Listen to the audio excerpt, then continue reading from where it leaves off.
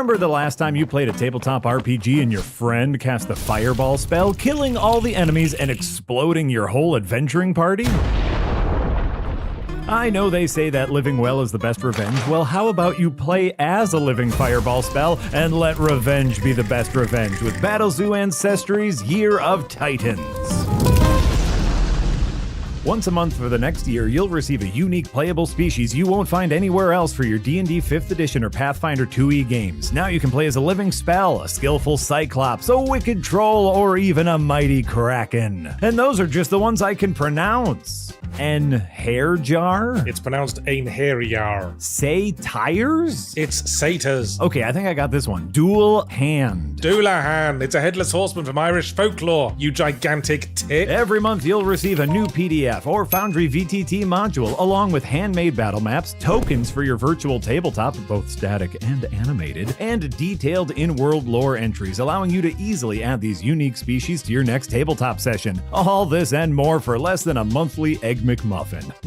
Delicious. Head on over to the link in the description to learn more, because if you sign up for the Kickstarter, you'll get a bonus species a year early, the Mighty Titan. That's 13 unique species throughout 2025 to amaze your friends and family. Now, if you'll excuse me, I have to call my dungeon master and tell them that I'm going to be playing as Godzilla from now on.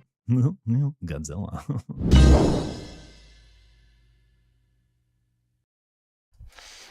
Hello. We're back. I was off for a week, and even Mark's like, enough. We're taking off a week. We're not doing anything. I could have done it right before Thanksgiving, but there was Thanksgiving, and I wanted to work on the books. And you were in Copenhagen, or were you in Berlin or somewhere else at the time? It's not Copenhagen. We had a whole discussion about this. It's not Haagen-Dazs. Okay, we're making fun of all the people who call it Copenhagen, because it's not Haagen-Dazs, it's Copenhagen. And actually, if you're from there, it's even, I can't even pronounce it, but they say it a little different. It's like Copenhagen. They say it very quickly. So for all of you who don't want to look like total idiots, Copenhagen. It's not Haagen-Dazs. There you go. So we're making fun of my... What? Wait, because the ice cream bread has 2 A's in it too, right? Hey man, I'm just telling you, it's like my. Okay. So in 1 week, I think I am getting too old. In 1 week, I went to Copenhagen, then Berlin, then Leipzig. I can't pronounce it. Is it pronounced Leipzig? Leipzig. Turns out it's pronounced completely No, it's Leipzig. Way. I can't pronounce it. And then Prague. In 1 week. And every day we were walking 20 to 25,000 steps a day. I've been to Prague. Yeah. In fact, the very first day we did the overnight. I got no sleep. I did the red eye. We land and we're like, okay, let's walk 9 miles on cobblestone streets on the first day.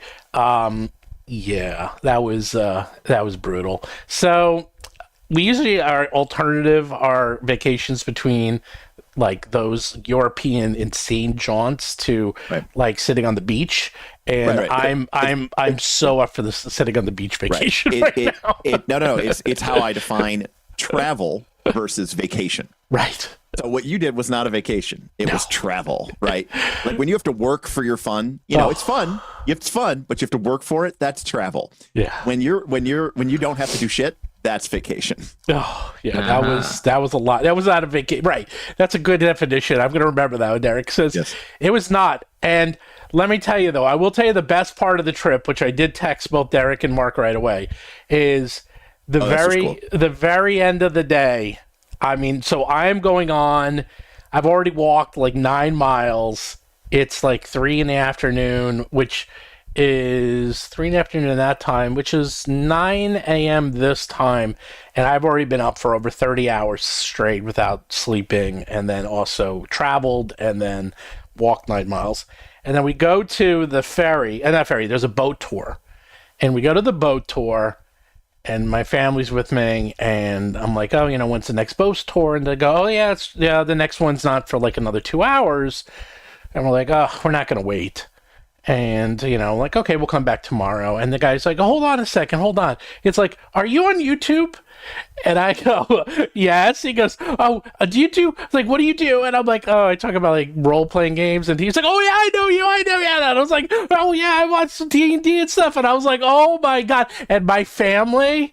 God, that was worth the price of admission alone. Yes, of course they were like half embarrassed and amazed at the same. They're like, "What?" And I was like, "Yes, finally!" And then he and I were talking for about 5 minutes, talking about OGL and gaming and Roll for Combat. And then I was like, "Oh, look at that!" And then my wife goes in and she's like, "So, can we get on the boat now? Do we still have to wait 2 hours? Like, now did you recognize him?" And I was like, "I'm not that famous, so." But no, the boat wasn't even there, so no, I couldn't get on the boat any early. So I was recognized there, and then we're walking back to the hotel, and there is a game store there, it was like 5 stores combined into this was like Gen Con inside a store. It was the best game store I've ever seen in my entire life. I couldn't believe how much they had. I mean, Derek, you name it. Like, I was basically looking at Derek's, like, esoteric online collection, like, every one of the weird books that Derek always... Oh, my camera's moving. Every single one of those weird books that Derek always talks about, that no one ever wants to see or read. They were all there. And then I was zooming in on the pics that you sent, and I was like, okay, respect. All right. You saw some of those. And then I'm walking through, here. And then, like, in the window... I see in the corner of my eye, Roll for Combat. I go, hold on. I stop. And then right there, eye level, right there, was a ton of Roll for Combat books. And then everywhere I look, there was more here and more there. And they were like all over the store. And I'm taking pictures. I sent them to Mark. And then I went to go talk to the owners. I mean, and on top of that, the store... I never understood this. I go to there's like stores in Manhattan. Well, there's one. I go to that one. There's like a few people there.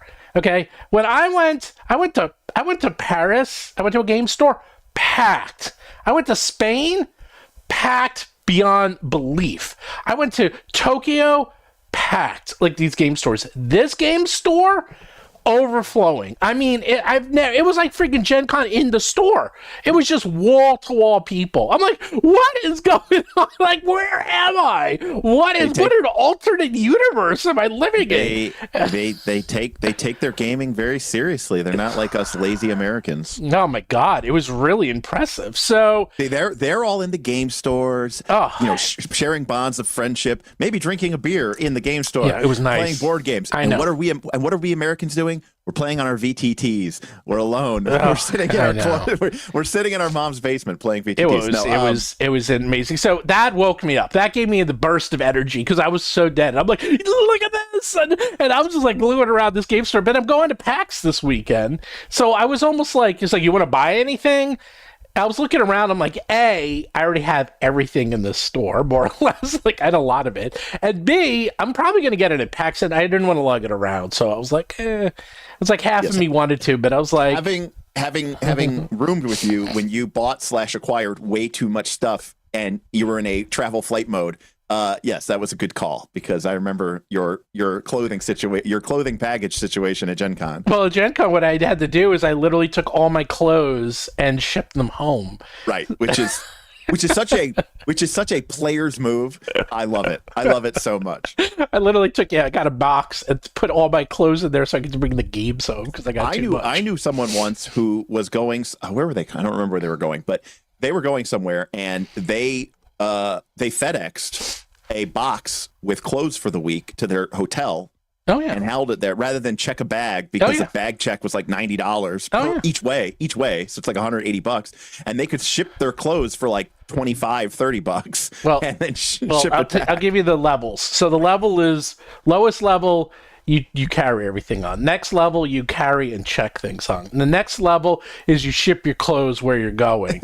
The next level is you go and you just buy your clothes wherever you're going. But there's one level above that, and that's one my brother does every so often. He's not the one doing it. You meet your personal buyer in the city you're going to, and they already have all your clothes picked out, and then you decide which ones to purchase. There you go. So. I thought you were going to say he was going to make the clothes. Oh well, that's no. They go to places. Costume designer. No, well, you land in Prague or Paris. Right. Then a limo picks you up, takes you straight to the tailor. Yes. The tailor takes measurements. Yes. And they say, here's a smoking jacket. Yeah. Go hang out for a couple hours. We'll get you a jacket for tonight, and then you come back tomorrow. We'll have another jacket for you, and then you're good to go. Or it'll be delivered to your hotel room. Yeah. Well, no, my brother, he has, because he's a costume designer, he has personal buyers and shoppers for him. So whenever he goes, they have people who work for it. Like, they show him, he's one of those people, he sits in a room and they bring everything to him, but he's clothing for a movie. So these people want their stuff inside the movie. I know what it's like. Yeah. I've seen Mighty Ducks too. Yeah. Okay. It's like those. But he has done it for people too, because he also, depending on who, it's like if he works for stars, he will get their clothes for them. And then my wife's friend, she is a very high-end personal shopper, and she was invited to Milan for like Fashion Week. She flew out there with this guy just to buy his clothes for him. So that's like the highest level. So there you go. There you go. So I guess that actually somewhat segues into buying things for other people in games. But Stephen, do you have a few? I have a few more side things to talk about? Well, first? I do want to, because of course I go away.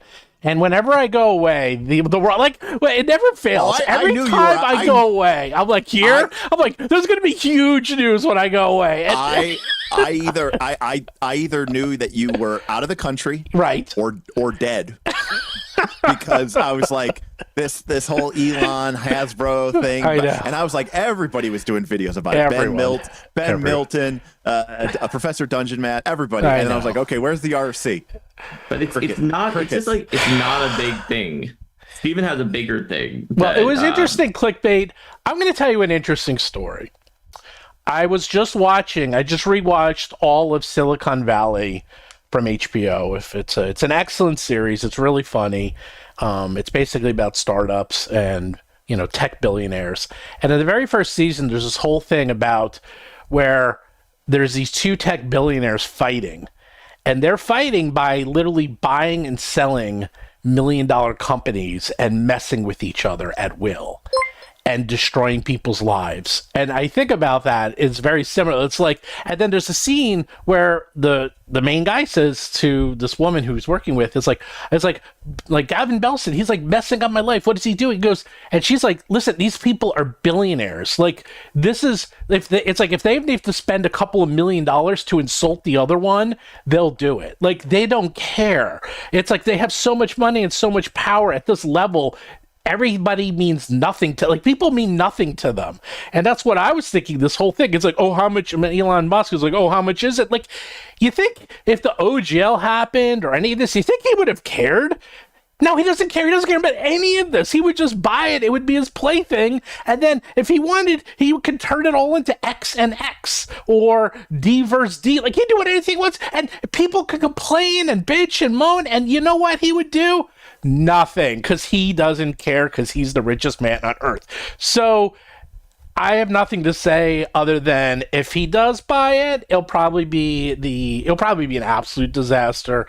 And there's nothing we can do because he won't care. Yeah, like so hopefully that doesn't happen, and we have nothing to do and nothing we can say about it. That's about it. When he bought Twitter, there was a lot of these stories of, him just like literally randomly like going to a Twitter employee and being like, all right, show me your code. And he's not a programmer or anything like that. Yeah. And then being like, oh, this code's crap. And now I'm just imagining Elon just like sitting in all these like RPG R&D, and being like, that feat's no good. And it's like, do you even know how this game works? It's like, we got to rebuild it. And just these completely crazy decisions. I would be here only for, the chaos, for the market disruption. There is only one caveat that I'm going to turn it back to myself, as I always do.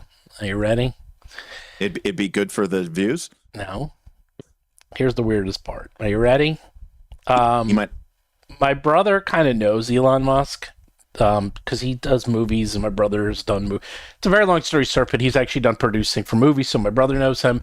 And my brother-in-law I don't want to get political here. I'm not going to get into it. He's actually on the Trump transition team and actually knows like all those people because he's very high up.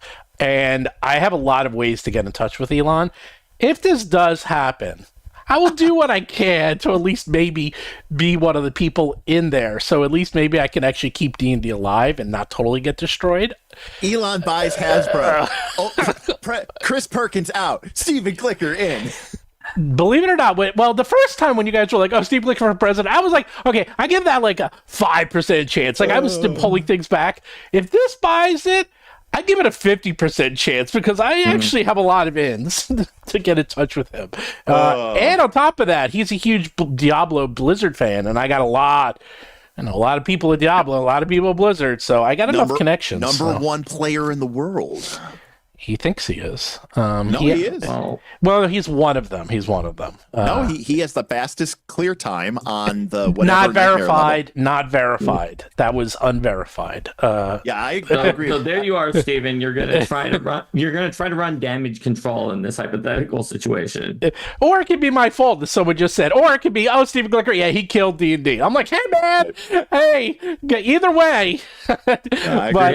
But he didn't make you into a scapegoat. Yeah, well, so we whatever. had a member chat from Mr. Blobface that Mr. Blobface is going to run the Roll for Combat Battlezoo games through Working Fears at PAX Unplugged. Yes, so at PAX Unplugged, they're going to be playing. You can sign up now. There's a lot of free open games. It's actually the way the signups work, because you got to go through Warhorn.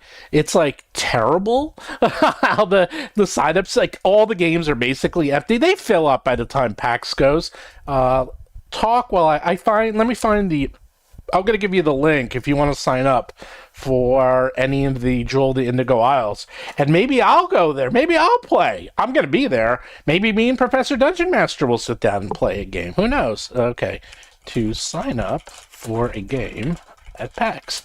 Now, the more interesting story that people were talking about until the Elon thing took over was that Hasbro is getting sued by a union, a California union. I forgot if it was firefighters or teachers, for lying, basically saying like, oh yeah, all that extra inventory, and people thought it was the extra inventory. They're like, nah, that's not extra inventory. We're fine. Don't worry about it. As they then sell all that extra inventory, wrote it down, and sold it at a massive loss at Ollie's. And by the way, they actually just had another big fire sale last week because they're moving their headquarters from Rhode Island to Boston, which is huge news because they've been in Rhode Island forever. And this actually is big news. And they just sold all like their collector item Hasbro Transformers and other. They're basically having a fire sale to get rid of all their inventory.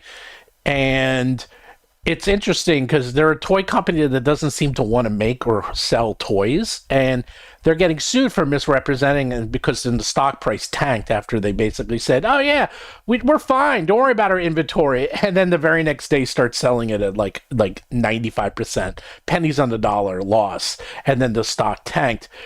Long story short, what they did is basically illegal, and if it can be proven in court, they can pay hundreds of millions of dollars in damages. And that's a big deal because they don't have a lot of money. They're worth $9 billion and they have $4 billion in debt. So this isn't a company that can really screw around for things like this. So that's going to be the bigger story. Firefighters' pension. So there we go.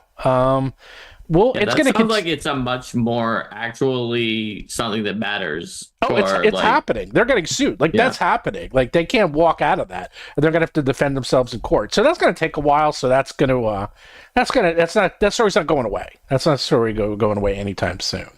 But you can't do that. Like that's the thing about being a publicly traded company. You can lie or you can manipulate to a point, but you can't just say, oh yeah, we have $500 million of inventory. That's fine. Don't worry about it. And then literally liquidate it for pennies on the dollar and say, oh yeah, that $500 million inventory, we sold it to Ollie's for $1 million. And now we just have to do a $500 million write-off. And this is after they already did a $3.5 billion write-off from E1. Because E1 they bought for $4 billion. Think about that. $4 billion. And then they sold it for $500 million. And I think they actually sold it for even less because then there were some write-offs on that. So they basically, all I know is, well, I hope you guys like D&D because I have a feeling it might be like sold off at this point. Who knows? Maybe that's the best answer. Maybe Elon just buys D&D. No, he's worth so much. He can just buy the whole thing. He doesn't care. Oh yeah, Elon's worth like $398 or something billion, and the market cap on Hasbro is like 8. Well, it's 8. It's 9 plus 4 billion, so it's 12. He basically needs $12 billion. Yeah, $12 billion. But the point is, when you buy it, you don't buy it. You go to bankers, and they like he only has to put up like a third of the money. Right. It is saying, like, freaking pocket change. It is pocket change. Yeah. All I'm saying is, if you had $400 to your name, okay, if you had $400 to your name, and somebody said, "Hey, this thing costs $12," right? Would you? I mean, it's not absolutely nothing, but it's pretty close. Exactly. It's like, and not only that, your friends will chip in $8, so you really only need to put in 4, and you'll still own it. You're like, okay. and Low Rosario, you were absolutely right. There was a hedge fund that was aggressively trying to pursue a hostile takeover to acquire assets so they could dump all the bad debt into Hasbro, spin off D&D and Magic. Alpha Fox, right? Yeah, Alpha Fox. And then take Hasbro or take WoTC, which had all the very profitable Magic and Arena, and spin that off, and then dump the rest. Probably that whole mobile games division, honestly, would just get spun off because obviously Monopoly Go is huge. I don't think Monopoly Go was really a thing though. It wasn't originally happening. It wasn't. Yeah, which is so crazy because now it's probably their number one revenue generator for sure, right? Which is but they only make it's a licensing deal. Yeah, they get like 2% off of that. Oh, okay. It's not even that. Anyways, but they still make millions. No, their number one profit is Baldur's Gate, which it actually sold more this year than last year. Believe it or not. That's a licensing deal too. That's a licensing deal. Seriously though, from a D&D perspective, okay, if you own Wizards of the Coast, right? Imagine making an official D&D mobile game. Right, where you own all the rights and you pay for the development or whatever. Obviously you might have to structure some deals, but it's it's a pay to win, classic mobile style game. But it's got elves and swords and wizards and fireballs, and you're doing some sort of thing. I see 45 different of these mobile apps come out every year, and they get advertised to me at various things. Oh, you're Vikings. Oh, you're ruined this. It's always some generic fantasy thing. Could it be Raid Shadow Legends? Could it be Raid Shadow Legends? But imagine if it was like D&D. D&D, and it's like that. How would that would crush? I don't know if it would crush. I think it would crush. I don't see. Actually, there's a very interesting thing that also just happened last week. Is that Critical Role? All their tchotchkes, all the minis, have been canceled by WizKids because they don't sell. So you would think it was one of those. So people who like Critical Role, but they don't buy anything. And it's fascinating because it's one of those, they like it, but they won't buy the minis and they won't buy any other toys that are associated with Critical Role. Let me, not to distract us from our topic even further. We'll get to that in a second. Hey, look, toys could be on a gift guide, although Critical Role toys, they're on sale right now. But... Oh, look, I'm moving the camera again. Oh, my hands are making the camera move. Is that really what makes that? It's I gotta reset the drivers. It basically hand motions makes the. Oh, nice. I have a question for you as gamers, as people in the gaming space. Yes. All right. What is your professional/personal opinion? Critical Role. Yeah. In fact, actually, just yesterday, 2 days ago, Matt Mercer did a video released on their Critical Daggerheart channel, where it's a 5-minute how to play Daggerheart, kind of intro. And a lot of people thought they were going to be announcing a Daggerheart series, but it was just him talking about the game. Anyways, campaign 4 of Critical Role / the fact that they are now making a lot of money off of their Amazon deals and stuff like that. Do you think that the next big campaign starring the Critical Role cast will use D&D or Daggerheart? I think it won't matter. But which one do you think they'll use? And your supposition is it doesn't matter, but I think they will. They're not going to use D&D, but I don't know if they're going to use anything. I don't know if they're going to say what they're using. I think they would probably. Well, I was thinking because someone said this is that you can watch. So I'm a big fan of the Amazon series. What I forgot. Legend of Vox Machina. The Legend of Vox Machina. I like it a lot, and they never mention. Ever. It's not even in the credits. Like, it's not D&D. It's nothing. It's just Legend of Vox Machina. It's just a fantasy series. And that was like very explicit though, right? Because they didn't get the licensing rights to use certain D&D IPs. But you can watch it, and who cares? It's not. It's in their universe, and it's just a fantasy universe. And I was like, you know what? That's genius because now there's no distractions. Like, who cares what universe it's in? And if they were smart, they would put in the freaking Vox Machina universe. I wouldn't even put it in Daggerheart or D&D. That's what I would do. Now, what I think they're going to do? Well, I mean, a universe and a game system are different, though, Stephen. To be clear. But I think they don't even want. I don't even think they care. I think they would be. I think it's Daggerheart. I think it's 100% Daggerheart. I think it's not even 100%. I think it's 1,000% Daggerheart, and I wouldn't be surprised at PAX Unplugged they announced that this weekend. All right, Mark, what's your? I think it's likely to be Daggerheart because they have a lot of incentives to do that. Because of all the reasons that Stephen kind of roundaboutly said, but there could be some inertia or fear of switching out or fear of losing sort of what they have that could cause them to drag their heels and stick with D&D. So, like, I don't know their decision-making process and risk aversion well enough to tell what they're going to do, but it seems like Daggerheart is like the sort of the better play, assuming it doesn't crash and burn, but therefore the riskier play. But it probably doesn't have that high of a chance of causing them a big risk. So it just depends on what they want to do. All right. What do you think, Derek? Yeah. I think, in my personal opinion, I think that in their heart of hearts, or maybe when they get together and they're sure that the cameras aren't rolling, I like to think that Mercer and company sit around, and the way that people go, oh, 5th edition, maybe the reason 5th edition was so popular was because of Stranger Things and because of Critical Role. I think Critical Role sits there and goes, guys, have you ever really thought why we blew up? I think it's because of 5th edition and Stranger Things. Like, I think they feel like, granted, there's a lot of people who don't play games at all. So you're right. They don't care. But I do think that there is a number of people who kind of watch because they're like, I play 5e. Or I'm interested in D&D, or I'm interested in that universe, and I want to watch the good people play it, and I want to be entertained to that respect. And I think that, having that level of quote unquote authenticity matters to a good chunk of people. Well, keep in mind, this is on record. There's an interview with Matt Mercer a few years ago. Actually, I was literally driving back from PAX, whether it was 3 or 4 years ago, listening to this interview. And it was about this very topic because his home game was Pathfinder. And when they started this, they were thinking of doing it in Pathfinder, but instead they did it in D&D because D&D is more popular.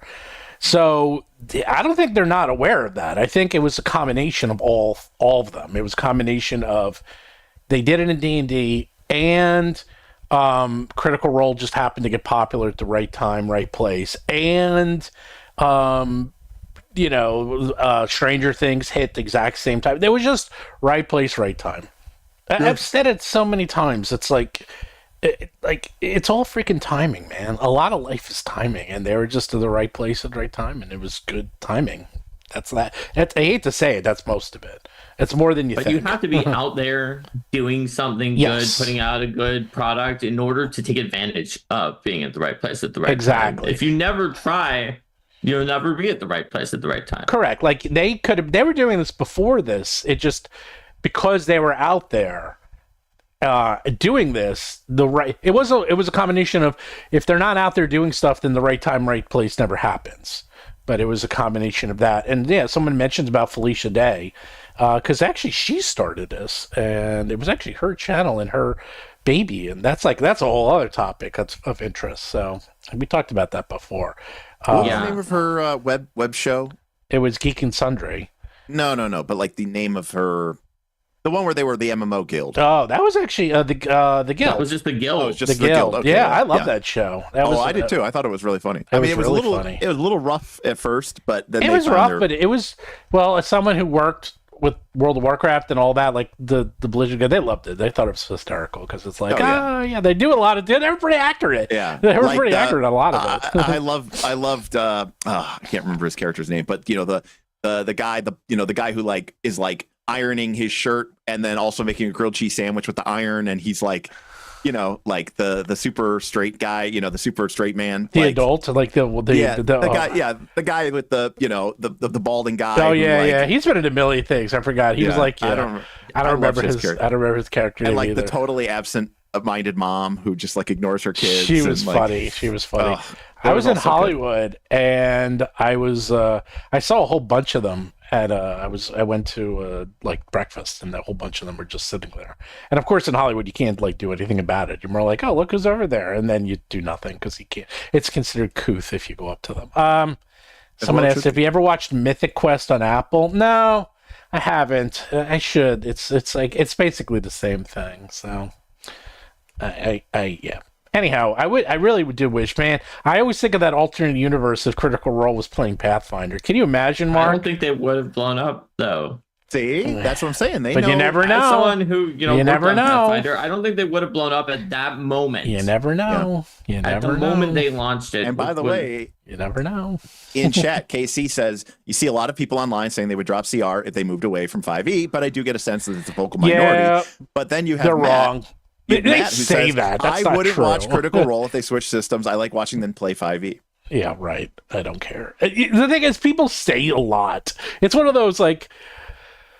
Oh yes, people do say a lot. They say things like, "I'm never buying for Wizards of the Coast again." Exactly. And then Wizards of the Coast is like, "Hey, here's a new book." They're like, "Yeah, I'm going to get it, obviously." Yeah. Well, I always think because last year there was that huge controversy with Hogwarts Legacy, the video game. I mean, before I think the people who said they weren't going to buy it didn't, Steven, but there were still enough people left that they bought it. I highly doubt that the people who organized the boycott actually.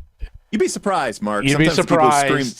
Sometimes the people who scream the loudest are also the biggest hypocrites. Let me tell you, you'd be surprised. I'm outraged on behalf it was the best-selling of other game. people. Yeah, it was the best-selling game on behalf last of year. other people. I myself am not personally outraged, so I'm going to buy the game. But I am outraged on behalf of other people who do not have a voice like I have a voice. And I'm going to use my voice. Have you read any of the news about every single hypocrite of like is against a certain law, and then that exact same person is arrested for that same law, which only happens 100%. Every day, 100 times a day. It's like, yeah, exactly. I don't know how many times I've seen people who are against things and then end up being secretly for them. Well, CG Dev and Jedi Protector, you are rocks of moral fortitude. So good for you. I'm not saying it's impossible, but it's yeah.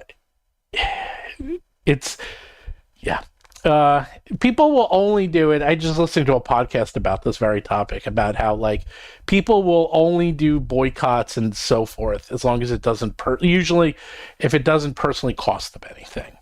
And that's sort of like, well, then what's the point of the boycott? Because if it's costing you something, then that's the point of the boycott. So it's one of those like, oh, I'm never going to buy Hardworks Legacy. It's like, well, are you ever going to buy it? No. Well, okay. Right. Well, then you're not really boycotting it, are you?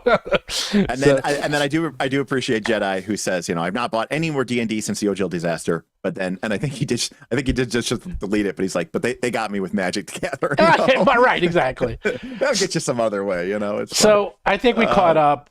Did you guys quit before because I've been talking so much, because I don't have much to say about this next topic because I don't buy anything. But you have a bunch of stuff on your shelf. All right, I'll talk a little bit. Including new products for 2024 that you might suggest. You've suggested multiple things to me. I think you actually have some things. Well, I can't. Derek's going to have the most. Yeah, Derek's going to have a lot. So I'll tell you one thing. I've discovered something. I think when I was looking at this game store, I was like, you know what?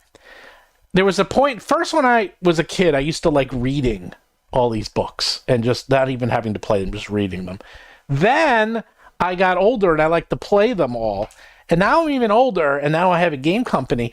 I'm to the point, Mark, maybe you understand this, I don't even want to even play them. I have more fun writing and designing these games than actually even playing them or reading them. To me, that's like, it's like I've transcended to the higher level of just making. So if you too can go out there and make your own games, it's even more fun than actually playing the games. So I still like playing and running them.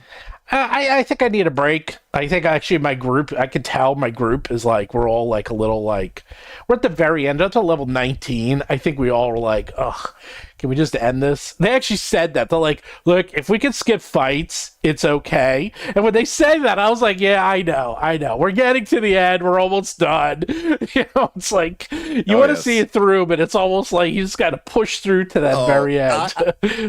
You will be hard pressed to find a group that did the whole thing. Went all the way 1 to 20. I know. I don't care if we're talking about D&D or Pathfinder. I know. Who basically, there's always a level. Maybe it's 17, maybe it's 18, where you go, we've come too far to quit. Right. God help me. I'm over it. Right. They're at that level. They're at that point. It's interesting, but they're like, we get it. Like, can we just find the main bad guy and kill them already? Yeah, right. Like, we're broken enough. We could take him. Let's go. I have been mixing it up. I gave him some really interesting things. Like, I had fights where they actually manipulated the environment. I had fight, like they've been doing very unorthodox fights, so they're actually very interested now because they're not just fighting, they're doing weird stuff, like they have to manipulate things during fights, and they actually enjoyed that a lot. So like I'm trying to really pull out all the stops of making fights creative so that they're not just slogging through it. But anyhow, did you do anything nice for the holidays, Mark and Derek? Because I talked about my holiday. Oh, by the way, real quick, no. Copenhagen, beautiful, amazing, definitely go. Berlin, perhaps one of the most depressing cities I've ever been to in my entire life, because every 5 feet is World War II, World War II, we're sorry, World War II, we're sorry, World War II, like every 5 feet. And the amount of battle damage on the buildings that's still there is stunning. Like there's bullet holes everywhere. I mean, everywhere. And people are like, really? I'm like, everywhere. Like, you could see, like, it's mind-boggling how much battle damage is still in Berlin, like, from the war. And then, if they're not talking about the war, they're talking about the wall. So it's like, this, World War II, Germany, West Berlin, East. I was like, enough. They were kind of at the middle and or the proximate cause of most of the major I know, but it's a complex for 100 years. It's a lot. It was a lot to take in. Look at that. Jordan in chat agrees with me. Oh, okay, there we go. Leipzig was beautiful. And Prague, everyone says Prague is amazing. Prague is amazing. Let me tell you, Prague. Yeah, I liked Prague better than I liked Paris. So Prague was not that I've beautiful. So there you go. There's my quick reviews. No, I did not do anything. I didn't do anything. And then we got just an incredible snowstorm here the last week, and we were under a county emergency because of all the lake effect snow, and we've just been locked up. So, nope. I stuck around and saw family. That was about it. Did not go to any of those places like you, Steven. Otherwise, I would have definitely not been able to do anything else last week. Well, I didn't say if you travel, but did you do anything fun? You see Wicked? Anyone see Wicked? Anyone see Gladiator 2? Oh, I'm not going to see Gladiator 2 because it looks terrible. But I am going to see Wicked. I've been listening to the movie soundtrack on repeat. There's quite a few performances and songs that I like a lot better. I'm not a big fan of Idina Menzel. So Cynthia Erivo. Wow, my wife also. My wife hates her too. I do not like her. I don't like her voice. I don't like her performance. I mean, I respect her as an icon, but I don't really like. So Cynthia Erivo is a massive upgrade to me, and I'm a big Ariana fan. Of her music. So that's great as Glinda, and I think she's like takes it down like one register from Kristen Chenoweth's performance, which was sometimes hard to understand because she was just singing so high and shrill. So I think it's a great soundtrack. I haven't seen the movie, but it's a great soundtrack. I love the play. It's my son's favorite play. We saw it on opening day literally right before we flew out. He's like, "Let's go!" So we went and saw it. It's way too long. Like, I love the play. I'm very much a big fan of the play. I've seen it, I think, 3 times. That's why they're making it. That's why they're making it into 2 movies. Yeah, but they could have cut out 45 minutes. And I know why they did it. So all the sets are practical. Yeah. And I guarantee because they're like there's a library scene that goes on for 15 minutes and the set is insane. Yeah, they built all that. They want to use it. Bingo. It's like, hey, look, we just spent $20 million building this amazing library set.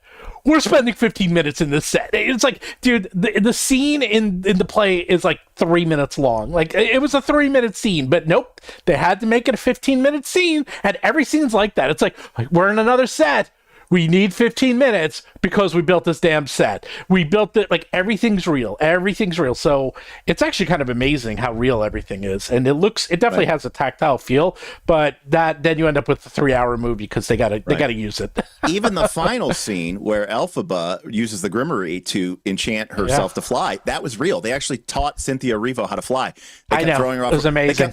They kept throwing her off of buildings until she missed the ground, and then she could fly. There you go. No, there's a scene where there's this train, and the train looks amazing, and the train is real. I was like, what? I was like, the train, like, it looked incredible. So I was like, okay. I was impressed. It was all right. I mean, my son, like, loved it, but yeah, I'm gonna love it, but it's fine. It's fine. So, all right, let's get to the gift guide. This is the part where Derek shines because he's Mr. Derek Melinda. I read and see every single thing known to mankind, and then some. Right.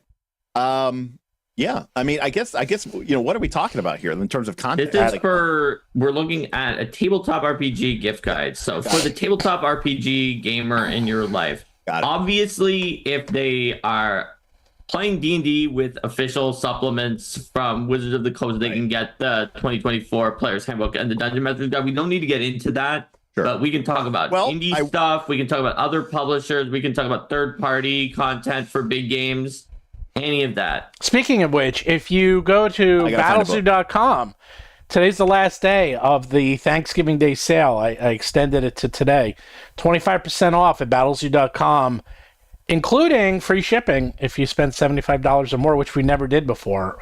So hurry up. Even internationally? No, domestic. Just domestic. Domestic, okay. Yeah, domestic. Just wanted to check, but I was like, whoa. No. So that code is what? Turkey 20? Turkey 25. Or Turkey 25. Turkey 25% off. 25% off, not 2024. Got it. It's not Black Friday. It was like Black Friday, then it was Cyber Monday, and then they called it Travel Tuesday. I've never heard of Travel Tuesday. I thought it was Giving Tuesday. It actually is Giving Tuesday, but on the Today Show, they were calling it Travel Tuesday deals. I was like, they're just making crap up. Is that because they think people wait to Tuesday Who to knows? travel back But because today, of the flight issues? That's not true. It's all Sunday because I was there. That's what I thought. No, it is. It was actually a record, of course. By the way, I'm calling today Wacky Wednesday, the Wacky Wednesday sale. So, I did buy a Typhus dual probe remote Bluetooth meat thermometer set that uses 5 independent temperature sensors along the length of the probe, including an ambient temperature, so that it can get a scientifically accurate meat thermometer. You can tell you the temperature across the gradient of your meat and give a prediction of when your meat will reach your desired set temperature. All right, that's great, Derek, but I wasn't asking about your sex life. What do you want? All right, well, okay. So Trevor asked, are these only gifts to give other people? No, they can be gifts for yourself. I've often found as a gamer that your relatives of a gamer do not know anything about what is in that ecosystem and often need to be given ideas for gamer gifts. Ooh, Wicked Wednesday. That's even better. So Wicked Wednesday. Wednesday. Are just for yourself that you suggest to your family. Yes. Friends. Well, I will say this. Obviously, as a RPG aficionado, D&D specifically, I don't really purchase much. Ironically, I have bought more D&D books post OGL than I did before OGL, because before the OGL, I probably only owned the original 3 books maybe and one other book. But I have bought a couple of books since that has come out. So obviously there's Player's Handbook and things like that. However, I really enjoyed Tales from the Yawning Portal. And so I really do enjoy Quest from the Infinite Staircase, because this, of course, is an adventure anthology, and it basically is a 5e-ification of some of the classic modules that have sort of defined D&D for the last 20 or 30 years. And in particular, this one has Expedition to the Barrier Peaks, Pharaoh, and the Lost Caverns of Sojcanth, which are considered really cool, ultimate fun adventures. There's some other ones in there as well. And I have used Tales from the Yawning Portal to play Sunless Citadel 5e and Forge of Fury and a couple other ones. So I myself am very excited about this, and If I was given the opportunity to play 5e, it would be very tempting for me to run some of these because some of these modules and adventures I've read, I've known them. I've never actually gotten a chance to play them. So I think it's really cool that they do these. And I know that in some ways 5e is, a lot of people say they shit on the grog nerds and they don't want to, respect people. But I actually find products like this to be really awesome. And I think it's a cool way to sort of bridge the gap between people like me and people who are maybe just getting into 5e or just playing 5e. And we can both say, oh, man, Expedition to the Barrier Peaks, that was wild, right? That was so cool. It's so crazy. Or right, when a whole new generation, can start talking about, Whelm and Black Razor and Wave, so I think that's really cool. I feel like 5e is pretty explicitly heavily nostalgia focused. I don't think it's trying to go back against older editions at all, really. Yeah, well, but that's what people are saying with the politically correctness, and they're saying like, oh, they're trying to throw away their past. And I say, I actually don't think they are at all. I think they're very focused on their past. I would say more so than any of the previous editions. Yeah. So Quest for the Infinite Staircase. I give it a thumbs up. I give it a gift guide approve. Well, what about you, Mark?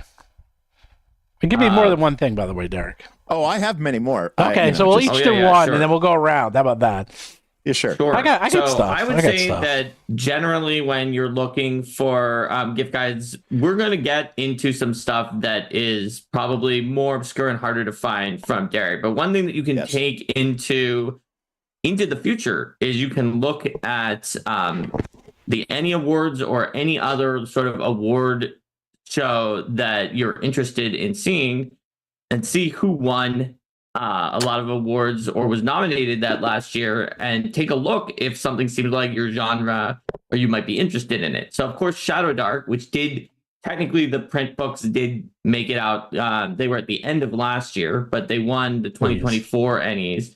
That's obviously would be a good choice if you haven't checked it out yet, for example. Or we talked about this last year as a good gift for the game master in your life, but so you want to be a game master. It's not like technically a game book, but it's very gaming related by Justin Alexander. So I think those are both good options that you could get by looking at some of the Annie Awards. And there's other ones in there too that are maybe not as famous for winning as many awards. What about Eat the Reich, for example, which got several gold awards, and I'm sure Derek is going to be pulling it off of his wall there. I have it if he doesn't have it. I do not. So have does that Steven. Oh, I have it. Then. So there's a bunch you can find by looking through that, and especially if you are not familiar with a lot of more of the indie scene or a lot of other games past maybe Dungeons & Dragons and Pathfinder, you can always look there to see if there's a little something more that you can check out. Can I find that would be my first thing. What about you, Steven? Trying to find my Eat the Reich. I know I have it. I just he's looking for it. I'm looking for it. Whoops. All right, there we go. You found it? Okay. No. I'll find it eventually. I don't think it matters. So I'll jump in with another one. I found this book to be very enjoyable. It's very system agnostic. I don't know when it came out. I'm actually looking. I found it. Okay, it was technically published in 2023, but that's whatever. Fine. That's fine. So this is the Monster Overhaul, a practical bestiary by Skirples. I like books. I love books like this. It reminds me of the old Monster Alphabet and Dungeon Alphabet, if you remember those books from Michael Curtis. I just got it too. Great. I thought that was what Steven was going to recommend, because that's one of the most recent things he recommended to me. Yeah, it's a good book. Yeah, it's great. It's got all the classic monsters. It's got it's really fun. This is a great example of like a great page here. It's about the Sphinx. But then on the opposing page, it's D20 riddles. It's very effective. It's very fun. They've got a lot of like fun little random tables that can really like change up the way that a monster works. I had a lot of fun. I haven't obviously read the book cover to cover, but I flipped through it and looked at some of my favorite monsters and just been like, this was cool. So big fan of this. I thought this was a really cool product as well. I have that one. I'm going to cheat because I'm actually going to give a board game recommendation, but it's cheap and it's fun and everyone I know loves it, including non-gamers. Sky Team. Has anyone played this? Have you guys played this game? Nope. Have you played this, I've not Mark? played Sky Team. What's up with Sky Team? Sky Team is a very interesting game. It's only 2 players, and you are co-pilots on an airplane, and you're trying to land it, and you roll dice, and the dice do things such as put down your landing gear or turn the airplane or increase the speed, and you have to basically brake. But the secret is, before you roll the dice, you can talk, but then during the actual placing of the dice, you're not allowed to talk or communicate in any way. So you have to really be so you're coordinating, but without talking. And so it's all done in secret until like you basically roll the dice and then you secretly put out what you need to do. It's amazing, and this game's won like every award. It's really cheap. It's only like $20 or $30 this game, and what makes it fun is that the initial game is really hard, but then that's like the baby mode. That's like the easy mode. And then every airport, there's different airports you can go land on. And then the airports get more and more difficult. So eventually it becomes things like you have to deal with weather. Then you have to deal with different size runways. Then you have to deal with like ice, like de-icing the plane. And before you know it, you're like, oh my God, like there's so much going on. And it is an absolute miracle if you manage to land the plane. And the game it's 2-player. It's really fun. And you can play a game in like 10 minutes. And I never get bored of it, and it's especially good if it's one of those, like, if you're even waiting around for a D&D session, basically it's like Magic the Gathering. It's like something you can play for 10 minutes while you're waiting, and then just put away. And it's only 2, it's literally, it's not 3, it's not 1, 2, and only 2, but it's a quick game, and it's cheap, and it's small, and I love it. It's a great game. So that's what I recommend. It seems interesting, but as someone who's afraid of planes crashing, I think that trying to get a plane not to crash might not be calming for me. They just came out that we have not had a plane crash. We have traveled I think it's 2.4 trillion miles. Sorry, not 2.4 trillion. It was something like we're 60% of the way to Alpha Centauri in terms of travel distance by airplanes without a crash. We've traveled 2.6 light years. Safe and that cars are death traps. Oh, dude, I get you. We haven't had a serious crash since like 2009, and that's worldwide. What? No, Stephen, there have been plenty of crashes since 2009. Then look up the stat. Then where was this? There have not been. Look, planes are still very safe. I'm talking about those are small craft planes, which I would not get in. Those are different. I'm talking about the Boeing 737 Maxes, Stephen. That was the whole thing. There was that one that was up and then it crashed. Well, because sorry. Problem, Stephen. You cannot say that they haven't been since 2009. Trust me, I know my fear is irrational based on the number of miles, especially compared to cars.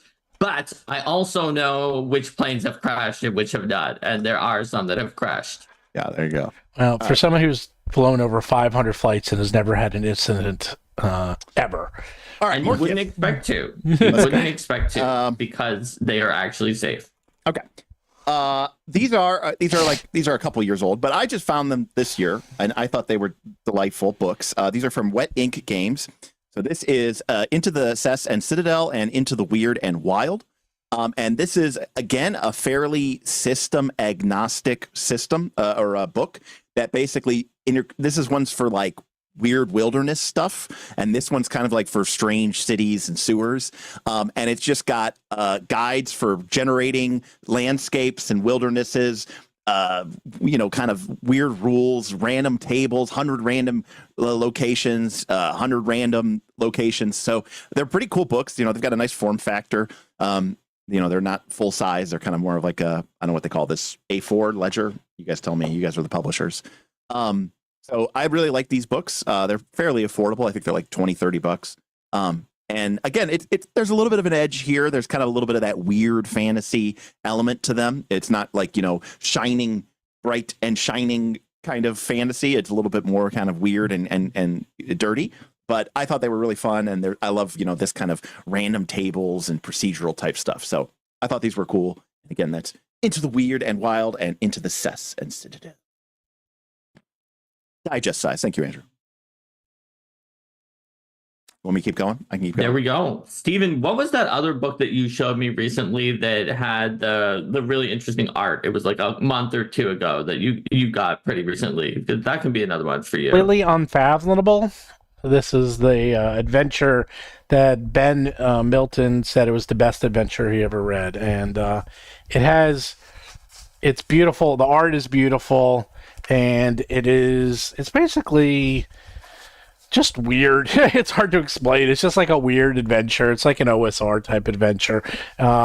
And it was like a home adventure, I think, and he just turned it into a book. It's definitely not really balanced. The layout's amazing. The art, I mean, look at that guy. Look at that person. Look at that. Whoops, look at that art. That art is beautiful. He's wearing like a hat. And then my favorite is like you encounter a whole race of beings who have replaced their heads with antennas. As one does, right. I mean, a big part of these books is like the art. Like, you have to have really good art to go along. I mean, and it's like, I think the guy who does this, like, does the art. And then, of course, the maps are really good. And, I mean, after his review, I was like, Ben's like, it's the best adventure I ever saw. I'm like, okay, well, I'll buy it. And it's definitely... I don't know if it's the best, but it's definitely the craziest. And I like crazy adventures. Oh, and my favorite thing that he did, I like when people do this, is that the story of the adventure is in a comic strip. So that I've seen a few times, but I always enjoy when they do that. So like the adventure is done through comics. It's huge. It's one of these adventures that you could just read through and just take stuff out from if you wanted to. And he is, I'm trying to find some of the best. I mean, it's basically you're going through different lands, and each land just has its own thing, if that's the best way to describe it. I'm trying to find the antenna head guys. They're like all over the place, and I can't find them. Where are they? So not well indexed. No, just kidding. No, it's well indexed. I'm just like, it's a picture. I forgot what their exact name is. And here they are. So here's these guys. They're the antenna people. The antenna head. Look at that. It's like, it's one of those, like, I've never seen that before. Like, everything is like, oh yeah, I've seen that. I've seen that. I've seen that. There's always like a derivative of something you've seen before. Never saw that before. I was like, okay, you got me. I'm always a sucker for something I've never ever seen before, and then I'm interested because I want to read about it. So that's what happens when you get old. When you get old, you're like, I've seen that all. I'm an old craggy man who's nothing excites me anymore. AKA Derek. Well, Derek's read it. Speaking of, Derek's read it all. Knave Second Edition wouldn't be a bad choice for something that you could pick up. That I think that came out in 2024, didn't it? Yeah, that sounds right. Yeah. If you want something, I'll tell you this. So speaking of me being a grumpy old man who doesn't like things, I was really surprised and pleasantly enjoyed Knave. Sentinel Comics, the role-playing game. If you've played Sentinel Comics, there's a not a collectible. It's a deck builder game.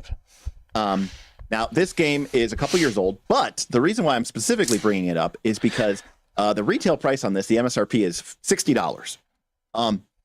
It is $21 on Amazon Prime right now. You can buy the hardback for $21.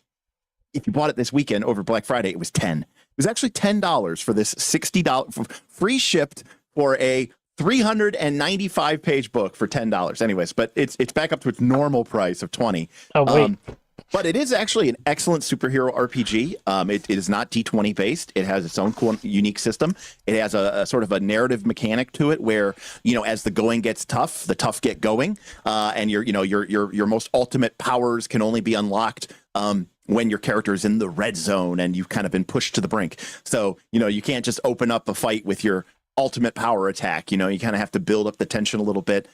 It's a really cool system, pretty in-depth and pretty thick, but the main thing is that it is just so dang cheap right now. And it's hard to pass up on that. So if you go look for this, especially on Amazon, I don't know if it's cheap everywhere, but it's definitely cheap on Amazon. Apparently they bought too many because they've been trying to sell this thing off. So here's Derek. Sentinels of the Multiverse is a fun, card game, to be sure. Here's one of Derek's favorites, the Geologist Primer, which is like, I don't know, it did like $1 million at Kickstarter, and I have no idea. I think the mushroom one just did like 1.5 million. So I mean, because you can use it in any RPG. No, that's not why. The folklore of of gems or mushrooms. Why is it then, Derek? Why is I have it? no Because idea all the, why. all the I people have no buying this idea are, why. are almost undoubtedly playing 5e. But I mean, I have no idea why. Actually, I'm looking at it. I'm like, it's literally just pages of gems, and that's yeah, it. Nobody But I knows. bought it. I mean, I look up online sometimes, like the symbology behind gems and plants and things like that to use in my writing or my games. So this seems like the kind of thing that I would find useful. you know, Yeah, well, I guess if you don't care and you just kind of were like, I rolled a rotocross die on this random table. I'm not sure what that is. That was me, by the way, when I was like an early, Sure. like an early GM, just starting off. oh, you find 5 like, topazes and 3 crystal barrels. I was like, in your- I the got only one. reason I knew what a rotocross type was at like that young age is because it was on that table, and I did not at the time have the intellectual curiosity to determine like the difference between some of those gems. I just told people, yeah, you found rotocrossite. They're not very good. Their GP value is low.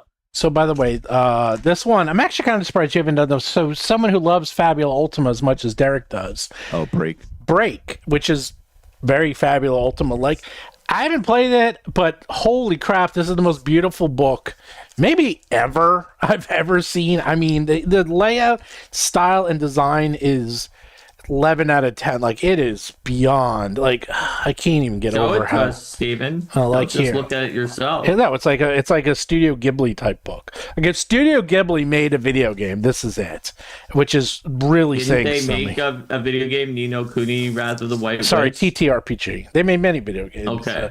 Well, they actually made that one twice. That game, well, because there was a sequel. Yeah, but I think Ghibli didn't help them with the sequel. Oh, you're right. It was okay. That game was okay. It had I good, felt beautiful like characters. the story and some of the mechanics overall in Wrath of the White Witch were interesting, but the combat actually was really clunky. Yeah, it and was the really- sequel's combat was a little bit better than the But originals. like, it just looks astoundingly beautiful. And they have all this stuff, like, I love when they do this. See, like, they have on the side, on this side, it's like a video game, like, they have the list of the different types of armors and weapons, and then it colors in, like, what you can use. It's very video game-esque. I mean, you'll see that in Fabula Ultima with like the Oh, I know. for the high damage versus the low damage. Yeah, it's weaknesses, great. too. This seems like it's right up your alley, too, Derek, because it's basically Fabula Ultima, only not. And the design, it's the colors, and I mean, they do all this crazy stuff. Like, they do a little gradation pattern on the end pages, which is, and then they have a blue border on the side. I love it. I love it. I definitely want to play it. Maybe I'll look to see if anyone's running this at PAX. This is like one of those I would love someone else to run this for me. I do not want to learn There you it. go. Well, The Steven, problem if you with ever this- want to do some of these games that you want people to run for you, I can try to run a game for you of what you're looking for. We could even stream it or something like that as people watch you as you break the game and find your way to I'm so bored figure of out what breaking the games. best way to disrupt is. I only do that with Derek's games. You did that kind of with my game, but not too much. You mostly were playing along, other than like you did try to rob the place that you were at, but you rolled like a 2. Right. No, I only do that. Sometimes. Like, only like when I'll put it this way. When I was like when I was playing those tournament games at can't talk. When I was playing the tournament games at PaizoCon. Oh, I broke those to death. Like, those were, I was breaking to the point of, I thought they were going to kill me. While we're talking, I have an intermission. I forgot something that I got just for you, Mark. So, Okay. in Leipzig, we went to the Jewish Quarter, which was, I couldn't believe how many people were there. It was packed. And that is where the story of the Golem came from. That is where it is from. Wait, surely you went to the Jewish Quarter in Prague, and that's where the story of the Golem came from. Are you right? sure? Not Leipzig? No, maybe it was Prague Prague. is a city that is known for a Jewish Quarter, and where the story of the golem came from. So maybe wherever Leipzig we is wait, maybe it was claiming that Oh, that's true, but you're right. It was Prague. Hey, dude, okay. it was I a just lot. wanna make It was sure, a week because long. It was when you started saying you I went meant to Leipzig, Prague. Jewish, I Sorry. was like, is it even bigger than Prague? No, That's it's Prague. interesting. So they sell hundreds everywhere you go. They sell golems, and so I got a little golem I was thinking of you, Mark, and it was everywhere, and they had the thing, and this is how sad my family is. I was like, oh, look, the golem. Do you know what the golem is? No one in my family knows what a golem is. You said that your family doesn't even know what King Arthur is, so I wouldn't. Oh, they don't know what any. Oh, King Arthur, please. That checks out, Mark. That does check out. Like, I've also, Stephen, when you were saying that like now nobody does, and you went to the university and all of the friends of your children also didn't know what it was. I've been asking, because like college age people and high schoolers, because my parents are like coaches for a certain thing, and there's also like a lot of college age international students who are friends of my parents and stuff that's come. I was like, do you guys know what King Arthur is? There's Prague. They all know who King Arthur is. All right, well, I guess like everybody everywhere. No one I know knows what. Maybe it's just like the New York. My brother's fiance from Ghana, when we were saying King Arthur, and she's like, oh, Arthur Pendragon. So she immediately knew. She hadn't seen Monty Python and the Holy Grail, but she did know King Arthur very well. That is a perfect segue. Yes, to Pendragon. I knew it. I knew you were doing Pendragon. Pendragon was a big release, and I was trying to get us into that. Yeah, good job. Good job, Mark. So yeah, Pendragon 6th edition, the definitive edition. Maybe arguably, perhaps the final edition, because Greg Stafford is no longer with us. The Pendragon 6th edition came out. This is a starter set which contains, abbreviated section of the rules, an adventure. It does have a sort of kind of solo thing where you can kind of play through like a choose your own adventure path, which is kind of fun. It's kind of interesting. I did it on stream. I was going to do a review of the game, and people were like, "Oh, you should just play the solo adventure in the box," where you basically kind of relive the story of the Sword in the Stone. So the starter set is pretty good, but there is also the actual core rule book is out this year as well. So this is a much more substantial, thicker book coming in at $50 MSRP. And this is from Chaosium and uses the BRP system. So if you're familiar with Call of Cthulhu's D100 and Roll Under system, in some ways the Pendragon system kind of uses that. However, it does have its own sort of unique take on that, and it's got all these like knightly virtues, and everybody's a knight. So there's it's got kind of more of a procedural gameplay where it's more of like the lives of these knights. It's not just fantasy knights going in battle. It's like going to court, going to feasts, going to a tournament, hunting game in the woods. So it's more of like a knight life simulator than it is a fantasy adventure game. I think it's the most famous for just huge amounts of time pass and like. Decades pass, your characters grow old, have families, and you learn what their legacies are, which is much less common in most other TTRPGs. Yeah, Mark, you're absolutely right, and it's about building your dynasty or your family legacy and your heritage, and so it's also got some. In fact, actually, this is one of the few books actually that is written as a source of inspiration for the Torchbearer game.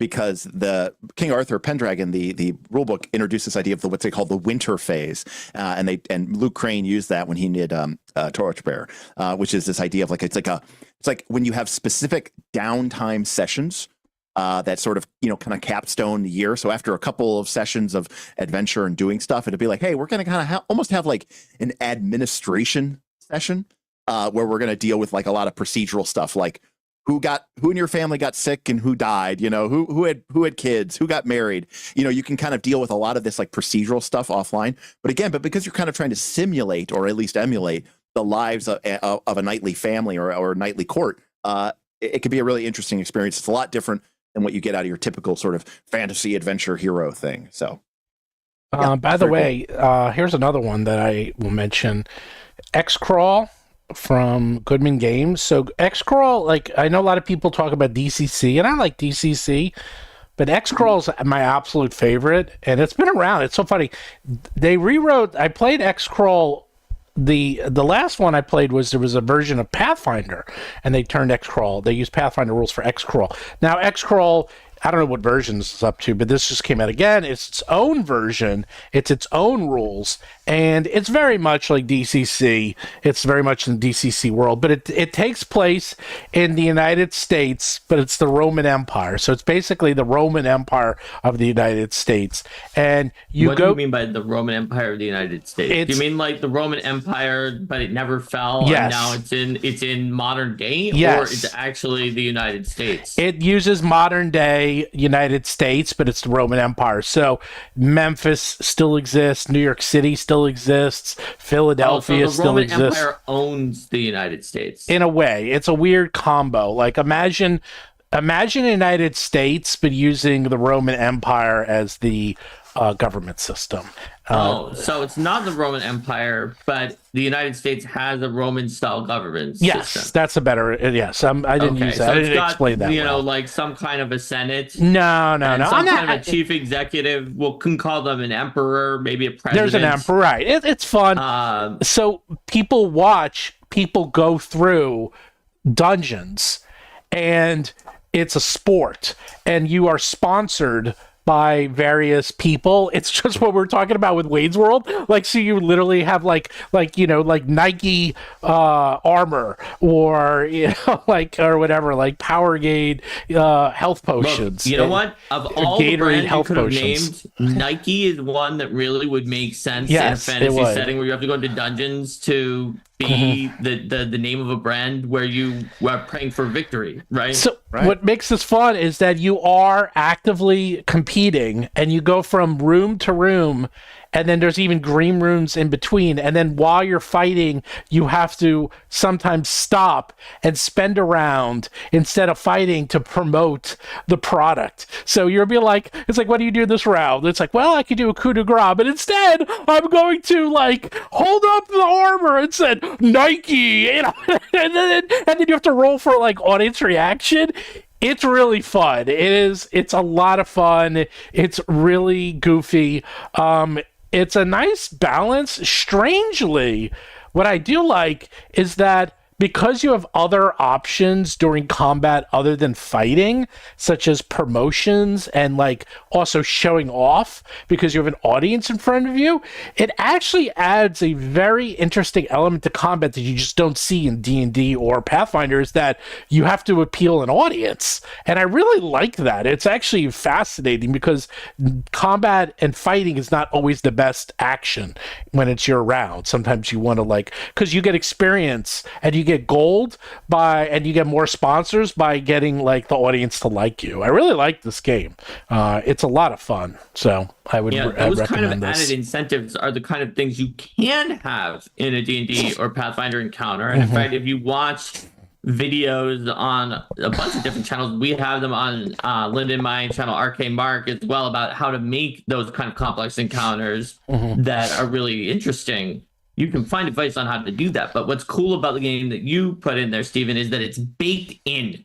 Yes. That you have these other actions other than just ruthlessly defeating the monsters to work on, rather than you have to be like, this time there's hostages, this time there's a fire, this time the roof is about to collapse. And you don't have to think of what other actions people might divert their attention onto. It's just automatically part of the game's system and what the game sort of promotes and incentivizes, which is a very key thing in game design. Yeah, it's also, there's this one scene that I liked that was funny, that it's like little things like, I always do it by games how much I can remember, and I can remember a lot of my DC. I haven't played a lot of X-Crawl, but the little I played I can remember very well, because there was a scene where we were encountering a Medusa, and she was like behind plexiglass to protect her because she's like full time there, and she's just sitting there smoking a cigarette. And you walk in, and she's like, "Oh, okay, hold on, honey, I'll be with you in a minute." She's just like smoking a cigarette, having her lunch. She's like, "I'm on my lunch break. You came a little early." And then she finishes up. She's like, "Okay, let's do this."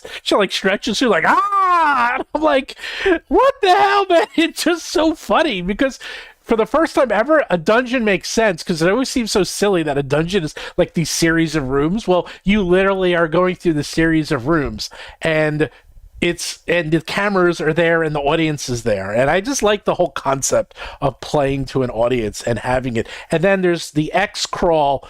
Every city, like you go through if you really want to play it for long, you go through the X crawl games, and like you start off like at the lowest cities, so you might start off like Memphis, and then eventually you go to Philadelphia, and then you get to the big games and go to New York or LA. So you have to work your way up to the better cities to like get better games. So there's it's a deeper game. It's one of those it's a silly concept, but it's a lot deeper than you think. And there's a lot more to on the map in a certain spot where they could be hit by attacks? It depends on the adventure. No, usually you're always inside of a dungeon, closed caption, and there's like clear plexiglass on the top and monitors. So they protect the audience, but sometimes the monsters, you're not supposed to slay them because they're actors, and so you can get penalized if you like kill them because you're not supposed to. But then sometimes they're just monsters and you can't kill them. So that's what I'm saying. It's a lot more complex than you think. It's not just like, oh, just go in and kill. It's like, well, you're not. It's like there's the Gorgon, and she's going to go against you, but she's a full-time. She's a SAG member, so don't kill her. You can mess her up, but don't kill her. But she can kill you. Like that's the thing. Like your game. Like you could die. There's no protection for you. It's like Running Man, but in fantasy. It's really good. So yeah. So I want to bring one thing from chat in here quickly in case people are watching have the same question. If you're looking for a solo RPG, some of the names that came up in chat for that are Ironsworn, Starforged, Star Trek's Captain's Log Mode, or a journaling game such as Apothecaria or Koriko, A Magical Year are all possibilities. 4,000-year-old vampire. 4,000-year-old vampire. Yeah. You're right. I missed Have that. you guys ever played? I've never tried a solo. Have you ever tried a solo game ever? Yeah, I played Starforged, but I played it as a group, but it was like co-op. We didn't have a GM. It was fine. It was okay. But solo RPGs aren't really for me. I find the group collaboration aspect of TTRPGs is what really makes them interesting to me. I like being able to bounce things off other people and see and watch what they come up with that I would not have come up with. I find that to be the most entertaining part. So for me, the whole premise is a little fraught. But I have also never played a solo RPG, but I have certainly played duo RPGs, even ones that aren't supposed to be just for one game master and one player. And I have even as a game designer designed mini duo RPGs that are never they don't have the entire rule book out there because they're only meant to be run by me and played with one player. And so I definitely am more experienced with that than with solo, where it's just no, I'm just going to do this all by myself. You want to hear something through my stuff incredible? Here. No. I do. What's incredible? I have been playing D&D or RPGs for 33 years, and I've been DMing probably for 30 or so, maybe more, 31.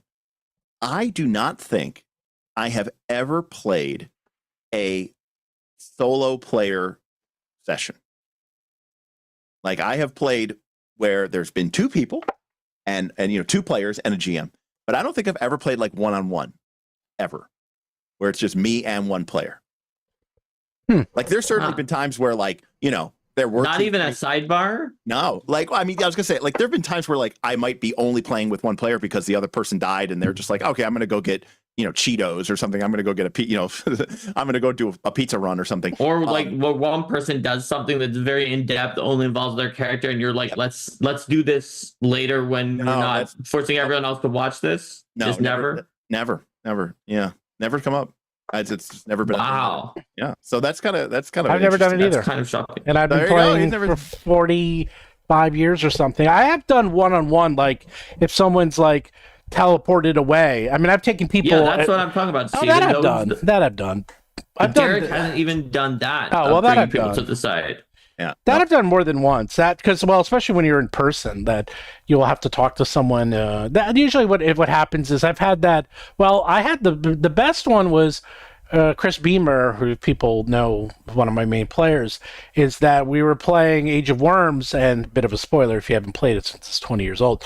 One of the members gets taken over by a doppelganger, and I spoke to Chris, and he was taken over by a doppelganger, and he and I were very much coordinating this, and then he played Chris the doppelganger, and then there's a big fight scene against a Vrock, and his character died, and everyone was like, "Oh no!" And then he transformed into a doppelganger when he died, and everyone was like, "What the hell just happened?" I was like, "Oh, that was so worth it." So that was the closest I ever came, because he and I were coordinating that, and then it was a whole other thing. Like those are worth.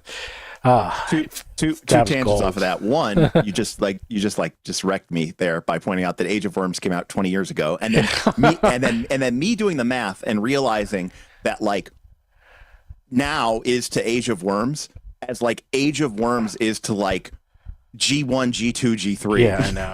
You know, like when Age of Worms came out, it's like, oh, Against the Giants, that's like a 20-year-old adventure series, and then it's like, oh, Age of Worms, that's like a 20-year-old adventure series. Yeah, it is. Second tangent, the Vrock may be my favorite demon. Oh, really? I love the Vrock. Vrocks I think it's are so tough, interesting too. They're interesting. They're tough. Jason Bowman also loves Vrocks. I love Vrocks. I always have. I love this. I love the spore, kind of DOT thing. The Dance of Ruin. They're a cool looking monster. Yeah, They've got like that weird freak. I like them. I like them. One of my favorite demons. I also like Hezros. Is that right? Hezros? Oh yeah. The big toad. The toad guys. Yeah, the big toad guys. Yeah. So yeah, Steven, in addition to the doppelganger or like conspiracy related reasons, one of my favorite things that happened, I wasn't running it, but Linda was running a Kingmaker game, and our 15th level druid Marshall player would just like do any menial task for NPCs just because they asked him to, and he would take a while on it. So Linda just had a side session where she decided to have the people start spreading knowledge that you could just get this 15th level druid with like godlike powers to control the environment, to do just about anything. And they just kept asking him for like increasingly ridiculous things, such as like finding their lost cat that just went wandering away, or playing hide and seek with children, and just to see, or like helping a father deal with like the relationship drama with his daughter, and religious quarrels, and the druid just did everything. The one that she was like, when will he stop? And the one thing that eventually stopped him was when two farmers who were brothers were like quarreling over like a stone about like where the end of one of their land was and the other ones began, because they had divided their parents' land. And he was just like, I could make this decision, but you guys are horrible because you're brothers, you should have worked it out yourselves. I'm not doing this. And so like, he had to do an entire session just to do the random side menial things that his 15th level druid was doing, that the rest of our characters were like, we're running a kingdom. We can't just do all of these tasks. I'm trying to think what else is there. Do you have anything, Mark? You haven't said anything. What? I mentioned multiple things. Mentioned multiple things. You did? You said you had something, Derek? Yeah, I got a couple more. Okay, so this came out last year technically, but it came out near the end of the year. But this has been sort of the game of the year for the Knights of Last Call's Discord. It became very popular very quickly. And as much as I didn't think it was anything, I have to admit there is something to this game that has captured people's imagination, and that is Dragonbane. And the thing that's really interesting about Dragonbane is I don't own it. Actually, I mean, I own this, but I don't. What I don't. Well, I mean, you have it. Okay. I don't know. This is on load. I got it from the library. I spoke before. This is the core rulebook, but there exists a Dragonbane starter set, and let me tell you something. It is the best deal in RPG history, and the reason I say that is because it's a box set, and you get it is soft bound, not paper, not hardback. But it is the full rule book, okay? And I mean, you get the whole rule book, and the starter kit might be like $5 more than just buying this book. But the starter kit also contains fully printed color pre-gens, little miniature stands that go into little, that you can pop out and put in little stands with monsters. battle maps, a campaign map, a full 10 adventure campaign. All comes in this starter box set of Dragonbane. Additionally, if you want to buy it, there's a premium Dragonbane module, which is amazing, available from Free League, that if you buy it for Foundry, is awesome. And you get all the adventures, all the maps, all the pre-gens, all the rules, and it's like, I don't know, 20, $25 or something like that. But you get this incredible Foundry module, which is amazing. But Dragonbane it's they call it Mirth and Mayhem. I don't know where they put it. On the back? No, I don't know where they put it. Oh, I think it's on the core box set. It says Mirth and Mayhem. It's like a very beer and pretzel style game. It's very simple. It's very quick. It's very easy. And it really has captured the imagination of so many people in our Discord this year. And again, that starter box set is just such a great deal. And I honestly think that if you had a younger person in your life who you were trying to get, they were interested in RPGs, but maybe they were being like a counterculture and they don't want to play D&D or something like that. Get them this starter. I mean, to me, in my mind, this is like the original box set with Caves of Chaos in it, and it's that level of like quality, and it's the whole game. You're not just buying an abbreviated rule set; you're buying the entire rule set. And so it's really, really cool, and it's very easy to teach. I have numerous members of my Discord, including members of the Knights of the Last Call, Bob, who played it with younger kids. Kids that are like 8, 9, 10, and they get it because it's really simple. There's no math. You're just rolling a d20, and if you roll less than or equal to your skill, you pass. So it's very simple. There's no adding, and it's there's no DC setting or any of that stuff. It's just like, oh, your skill in swords is 15. All right, well, roll a 15 or under, and as long as you're old enough to understand how to do basic less than or equal to math, you're good. So anyways, very popular. Most people are. Most not people. everyone. Not everybody. Not everyone. I'm not saying you could play it with every 8-year-old, but like certainly younger teens, and for sure. I think most 8-year-olds should know that. Should know that 12 is less than 15. But if they're significantly younger than that, you could play like Little Monster Detectives with them, or something like that. But it's really popular. It's really fun, and of course, it's Free League, which is a game company that we love. And KC in chat is mentioning that there is a Free League Humble Bundle available right now. Crazy deal with like 5 or 6 or 7 of the Free League systems all available. You get like 35 books, I think, for like $35. It's pretty crazy. Oh man! So you can get those. You can get this in PDF form on Humble Bundle. But again, they have Humble Bundles up every once in a while. I got a Free League Humble Bundle a while ago, but I don't know if it had Dragonbane in it. It is at the time. $18, even crazier. So obviously, wow, there you go. I should take advantage of that. This is the only one that we've put up today that is currently on a Humble Bundle. Right. Then there is a Pathfinder Humble Bundle as well that you can check out.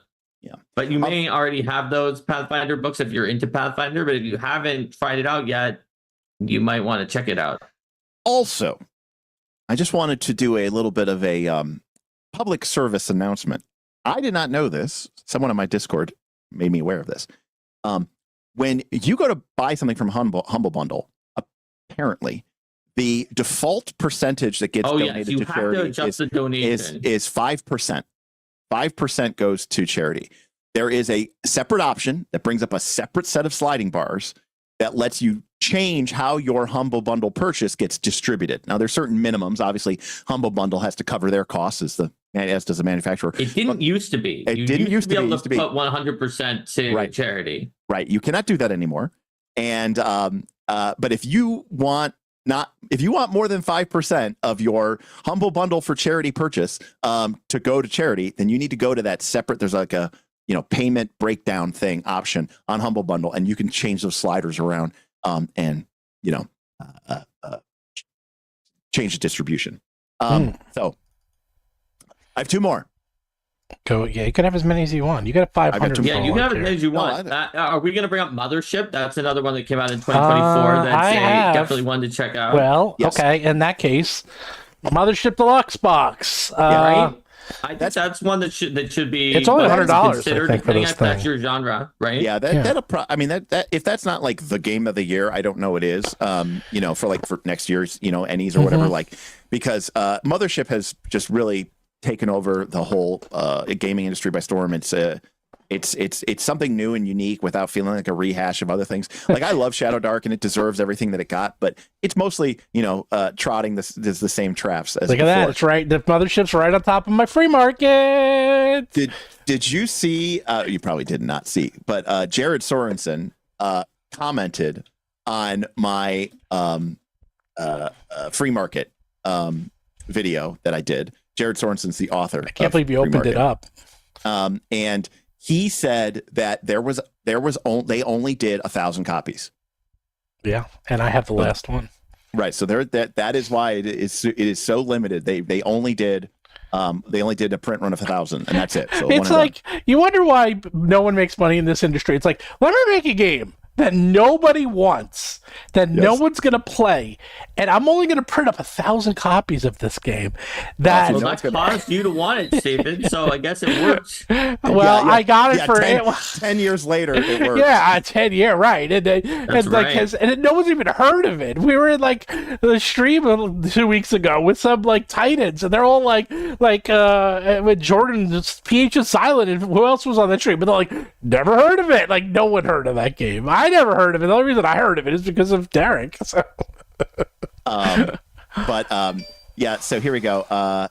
Here it says, Jared Sorensen said, we were absolute, because in the live stream, I was talking about how I was like, they had to have been inspired by Cory Doctorow's Down and Out in the Magic Kingdom. And Jared Sorensen said, we were absolutely inspired by the novel Down and Out in the Magic Kingdom, amongst others. Here's an attaboy, which is that game's currency, for that Effect 2 thin slicing challenge. This is the game of which I'm most proud. We only made 1,000. Intentionally niche for reasons I'd love to get into someday. Short version, the instruction manual was a paper prototype for a digital game. Thanks for thin slicing it. And then additionally, I talked about how for a long time that you can buy the PDF, but to play the game, you need these game aids. And the game aids were not included with the PDF. And they were just like, I don't know, make your own. And somebody went on Drive-Thru RPG and they made, I think it's pay what you want. They made digital assets so that you could actually get these game aids. I got another comment from Altogether Guy. He says, hey, I'm the one who put up the unofficial cards on Drive-Thru RPG. And he's like, here's an exclusive for you. No one has ever purchased them. Wow. Wait, zero? They're free. They're free. And he's like, they're free, but nobody ever even downloaded them for free? Nope. That is like, really? That's so, it's like, I'm going to be so niche that I'm going to put out something for free and no one wants it. Correct. I can't imagine no one getting a free thing.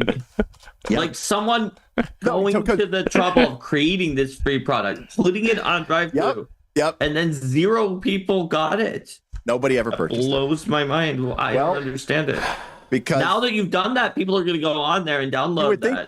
I would love to. I should respond to him again and say, like, hey, after I did my stream, 1.5, 1,500 people watched it. Did anybody go? 2 people maybe downloaded the free thing. Okay. So that was a little aside there about free market. 2 more things that I have. One is Outgunned. Now we did a first. That won a lot of awards. And so this is from Two Blind Mice, which is an Italian design company, and they create some really beautiful books, and they create some really nice production quality. Now so Outgunned is, to quote Matt Colville, right? Cinematic tactical role playing or whatever. So this is let's come on, focus here. Cinematic action role playing game. So it's not tactical, but this is John Wick. The game. It is Die Hard, True Lies, any of the John Woo films, Face Off, and what was another John Woo film? Anyways, all the ones where people are walking around in slow-mo with their pistols and stuff like that. So it is a cinematic. Mission Impossible 2. Mission Impossible. Now, the truth is, they originally basically released this game a couple years ago, and it was called Broken Compass. And for reasons that I don't quite fully understand, like they don't have the license to print this anymore. Or they got screwed over by the distributor. It was through CMON, and CMON chose to not print it anymore. So but they have the license. So they had to make basically a new version of the game. Broken Compass was very 1920s pulp Indiana Jones kind of cinematic pulp adventure. I like this a lot better. But they released Outgunned, and Outgunned is designed to be more modular and more system neutral. And so they actually do have a Outgunned Adventures product, which they released this year as well, which brings back a lot of the, Indiana Jones tropes, which I really, really like, exploring lost worlds and, the center, the hollow earth kind of expedition type thing, which I think is really, really cool. They also have a setting book that is like specifically for like the John Wick, kind of world of assassins type thing as well. And KC looks like they are running their first Outgunned Adventure session tonight. So yeah, really cool game. And Herman says, but is it by John Wick, the game designer? No, it's by a bunch of Italian people. But it's really nicely done. And again, I love the ledger size form factor. They managed to sneak a ribbon in there. It's got really cool art, and it uses a poker hand kind of system, like to get hits and stuff like that, and you can raise. So it uses kind of this poker terminology with a dice pool system. Really, really cool, and I really like it. And it's just a fun way to use the dice system, because it feels like pushing your luck, which is, your brain mentally associates with gambling and poker and raising and going all in. There's even like, if you're like, I absolutely want to succeed at this, I don't care what it costs me, you can go all in. So I think it uses a sort of, Mark Rosewater would call it resonance, right? We're used to these terminologies when we think of gambling and pushing our luck. So Outgunned, really cool. Outgunned Adventures, even cooler. Although I do think you need this book to think. But yeah, so this came out this year. Very cool. And like Steven said, it got silver to Shadow Dark's gold in both best game and product of the year. Yeah, that's still pretty impressive. NES. Yeah, Shadow Dark, great. Outgunned, real great too. Yeah. I mean, whether you get silver or gold, that comes down to how big your fan base is. Even being on that list means they're going to be really good. Right, because it is a popularity contest. I forgot. In the end, yes. KC says, okay, so Outgunned Adventure is standalone, but it's compatible. So there you go. You can just buy Outgunned Adventure. And that brings me to my game of the year. Oh my God. The Derek Melinda game of the year is not a role-playing game. It is. I knew you were going to choose Arcs. I was going to mention that. I was going to say, are you going to pick up Arcs? I am going to pick up Arcs. Arcs is you will see, this thing will win so many awards next year. It might even win the ENnie, and it's not even a role-playing game. Well, you played it once. I don't think you at Gen Con. You would have to at least be role-play adjacent to win like role-play accessory. Yeah, I know, but no, I've played a bunch on TTS since then. You should invite me. I'll play with you. Okay, well, I'll hit you up. Dude, I'll play whenever you want. I've been dying to play that. I have not played the campaign yet. Okay. So I've only played the individual game. And this is, Casey, is this made by the same folks? Yes, this is made by the same folks who made Oath. In fact, it's published by Leader Games, which are the people who publish Root and Oath. It is designed by Cole Worley, and the art is by Kyle Farron. So this is literally the same team that did Root, Oath, and now Arcs. Arcs is, if you've ever played Twilight Imperium, or you've ever played a sort of space 4X game, imagine that, except it doesn't take 12 hours. It only takes like 2. But also imagine crossing it with a trick-taking game like Euchre. I love Euchre, spades, hearts, but I love Euchre. And I love these kind of, strategy games. And it is such a unique, interesting, expansive experience. It's delightful, and it plays so smoothly, and the games are so interesting. And I'm really looking forward to eventually playing the campaign. But it is just a lot of I want to play the campaign with you. Let me know when you're doing that. The thing with the campaign, and they even tell you, is play a handful of this. I read that. I read that. Yeah, to get the hang of it. That way you know the core mechanics. Yeah. Before we drop all these other things. And the way that the campaign works, which is a separate box, actually a much bigger box called the Bladed Reach, is you actually basically play the game 3 times. And that's how long the campaign is. It's not like Gloomhaven where you're playing 25 times, or Pandemic Legacy. It is a 3-game set. But what basically happens is what happens in game 1 informs what happens in game 2, which informs what happens in game 3. And so the person who, what you do in game 1 can shape the next game, and vice versa. But then at the end of 3 games, the campaign comes to a finish and you have a winner. But what I think is really appealing about that is, assuming a game takes about, 2 to 3 hours, you could get a group together where you get together around noon, you play for 2 or 3 hours, The first game ends, you take a break, maybe you get lunch, you or a snack, or just shoot the shit and kind of talk about the game. Then you set up game 2, you play game 2, then you have dinner and come back and play game 3. So it's like, it is a full day, but you're not just playing one game, you're playing 3 separate games, which I think is so much more appealing to someone like me, because when you play these really long strategy games like Twilight Imperium, you're like, there's still 7 hours left of this game and I know I'm not going to win. Like I've already, so in the, losing, there's not much I can do. So the only thing I can really do is start king making. And it just creates a lot of problems. But by breaking the game up in the campaign version into 3 separate games, it's like each time, you're like, okay, I got annihilated game 1.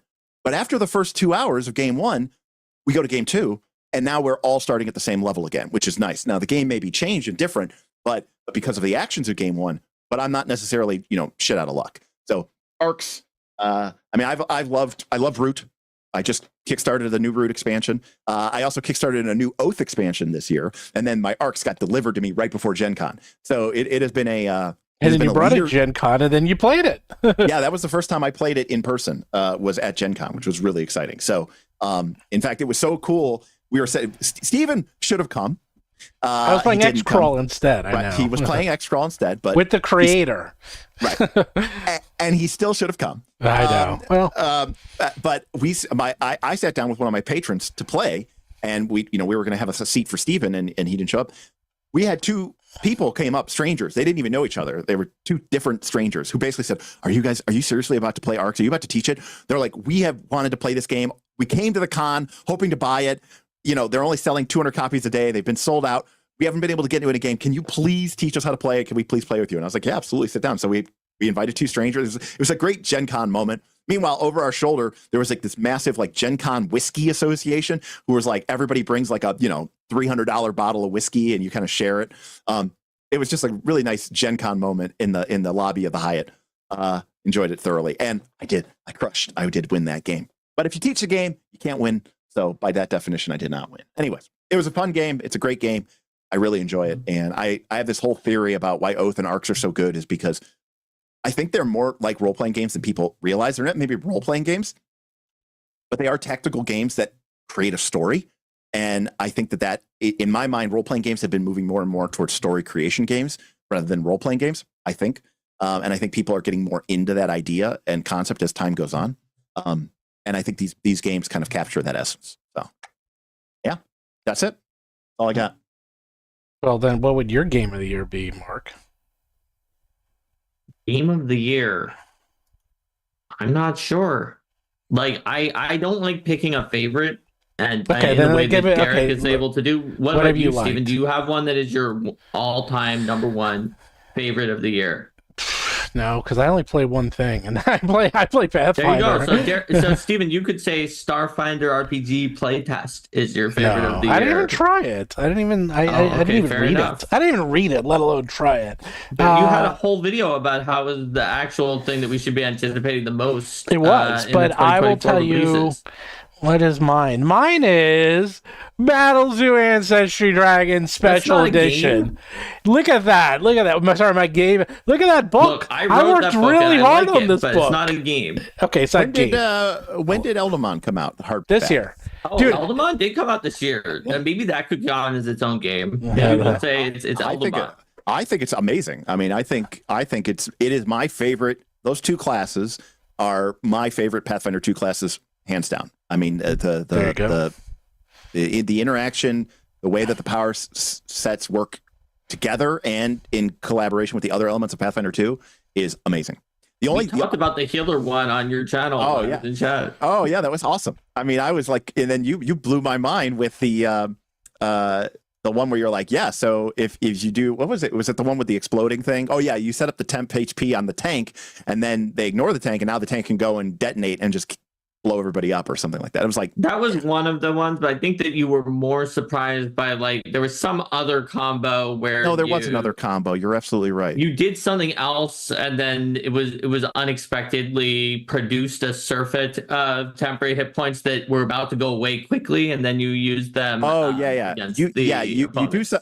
It's like, yeah, you convert all that damage to a temporary hit point, but it only lasts for 1 round. You're like, yeah, and then you go and then you blow that up, so that way, you get the most bang for your buck, and pun intended.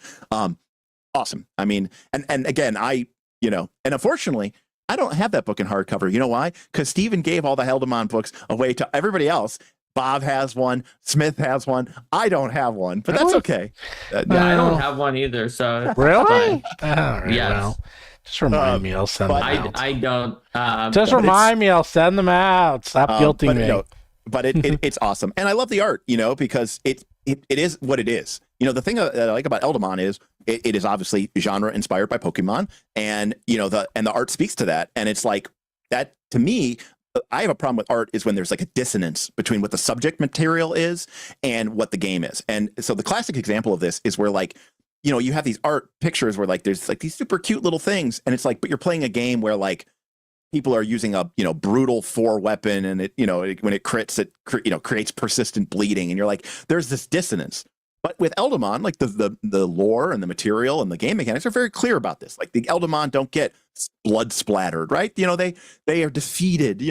They phase back to their Eldamon plane of existence. Pokemon Pikachu doesn't get ripped apart. He just gets knocked down. He gets the little star above his head. With his little scratches on his face. Cartoon violence. Yeah, it's cartoon violence. But Eldamon leans into that, and so having this kind of I am an unapologetic fan of Squirrel Ash. So wow, look what we did. We wow. I'm glad, because you know what? When I get someone who just loves Pokemon style games and cute things, and they say they like Eldamon, that's one thing. But if Derek likes it, I know that I had to win past his first impression by making it really, really good. Yeah. And again, like I said, the Life Snake, I think the battle form is Caduceon, but Lotus Snake. Lotus no, Snake. the Life Snake is different. It's Lotus Snake. Beady is the little one. Okay. Lotus Snake is the Wood Snake. The Wood Snake, yeah. But that's such a clever, it's not in your face, but like I said, it's the fact that, the Caduceus is the 2 serpents, around the rod and is used for the medical profession and all that stuff. And it's like, oh, hey, look. Here's this snake type Pokemon that is Eldamon that is life oriented, and then when it goes into its battle form, it's literally a Caduceus, and it's called Caduceon. So that kind of clever wordplay and art play is just that's, but it's not in your face. You're not like, look how clever we are. We need to point it out to you because we want to show people how smart we are. But no, it's great, and it's so deep. I mean, I hope you guys do the Dream and whatever the other elements are. 7. Oh yeah. Well, first we have a second thing that we're considering that will expand into some other things that people want. If that does well, then we're hoping that basically it would be the third Eldamon project would be the 7 new elements, maybe some new classes. So I am very excited about that possibility, but we'll have to see what works. Yeah, we finished you guys do Pathfinder 2 remastered and just redo all the core classes and do them Eldamon style. Oh, doing your own TTRPG is just a very risky move. Sure is. That's okay. We're barely head above water with what we're doing already. But we've got a lot of things going on. We got a lot. I don't know. I like the stuff. I have to say the Dragon books are really. They're really good. I have to send you those, Derek. I think you'll like those because the fairy dragons and misfits are. I don't like bestiaries, but I do like dragons. So... Well, these dragons, because it's a combination. They're not entirely bestiaries, right? It's part bestiary, it's got part lore, it's got player options, it's got everything, and then a dragon bestiary. Right. And actually, the lore is some of my favorite part. Actually, of that thing. This is one of my favorite 3rd edition. Then books. you would love these. Yeah, books. Draconomicon is one of my favorite in 3rd edition as well. Yeah, that is. I like Draconomicon better than Fizban in terms of the official D&D big dragon books. Yeah, these dragon books are. I can tell how much I like them because I sit here. Literally, I did this with Eldamon. I will sit here going over every page with a fine-tooth comb to make sure there's not a single mistake if possible, because I want them to be perfect. It's not that I don't do that with all of them, but let's just say I do it more than others. Than some of them, I'm just good enough. It's 99% there. That's good enough. But this one, I'm every inch, I'm is there a pixel off on this one? those dragon books are really, really, really, really coming out nice. So Hannah from Feywild Fiend wrote a very through the looking glass story of the dragon narrator trying to figure out what happened in fairy realms for the fairy dragons that a lot of people have commented on liking it. That's good. I had to kind of heavily rewrite it, but it was good. I didn't heavily rewrite development and editing happen in every project. Yeah. And I've seen the amount that you developed it even after my development passed, and I wouldn't call that heavy at all. Oh, okay, good. I feel bad. I guess you don't know how much I changed everything I ever received. Okay, fair enough. The heavy edit pass is Control A delete. Okay, well, true. Well, to me, because I almost sometimes, especially in Pathfinder 1, when game balance was a little bit of a Wild West, I've sometimes had to rewrite large portions of what came in. Not as much in Pathfinder 2. Well, keep in mind, in my mind, you see, whenever people submit stuff, I try to keep it as original as possible. Mm-hmm. And then to their voice. Yeah, I try to. The only times I change it is obviously if something really doesn't make sense, I'll either write Mark and say, Mark, what the hell was going on here? And then he'll tell me, or I just rewrite it because I need it to be clearer, which I do. Very rarely, but I will have to do it. But hers was a narrative story in a very fanciful way. So I probably did 10 passes on that. It's probably my record. It's not because of her writing style, but because it was so different that I really had to keep rereading it and re-understanding it to make it seem accurate. 10 passes, but each one was relatively small as an RPG edit pass goes. Well, it was a small pass. It had a shared narrator, right? Whose voice needed to be maintained across multiple real-world authors who were all writing as if they're this one dragon, Calazandrax. So that one's a little bit tricky, and you're always going to want to have passes where you're going for 10. Consistency. Well, because what I would do is I would read it, and then I would wait a few days, and then I would go back to it because I wanted to clear in my mind and reread it. That's a smart way. Yeah. Was it Mark Twain who would put his writing in a box for a certain amount of time, a year? I do that with all of our books. I do that with all of our books. I always wait. I basically read it, and then I wait a few days or a week, and then I come back and reread it, and that's when I do my passes because I can't do it anyhow. So that one was the toughest one because her voice, you and I said that, that voice was unlike anything we've ever had. So I was oof, I had to really get deep into that one. It's tricky. It was very, very good. That one was good. That one was good. Which speaking of, because the Leshies, all the intros are totally different. I'm reading Leshies, so I was oh, this one's all again totally different. Yeah, the idea was that he's this researcher, and the intros are his research he's sending back, and depending on which type of dragon, he sends back something very different. So for fairies, he went to the fairy realm where your mind is within dreams and weird realities, and that was what he came back with, was this fanciful Alice in Wonderland through the Looking Glass tale. Whereas with the misfit dragons, everything's chaotic and hodgepodge, and you don't know what's going on because they were inconsistent and their magic's off. And he had these tiny little vignettes. And then for Leshy dragons, it was more of a looking at their culture and their connections, because their connection to primal spirits is very important for them. Leshy's is like reading National Geographic. That's that definitely was what was going for in that one. And then Battle Dragons is a history of warfare with dragons. And so they each are different, even genre and style in that lore section. We'll say, working on 100 books, my writing and editing has gotten beyond really good. It's amazing when you keep doing it every day. It's I always thought I was pretty good, but I can even see it improving. It's you do it every day. It's and even is the only person in tabletop RPGs who does not have imposter syndrome. I don't have imposter syndrome. Yeah, well, I said you're the only person. Yeah, you're like, I'm so damn good.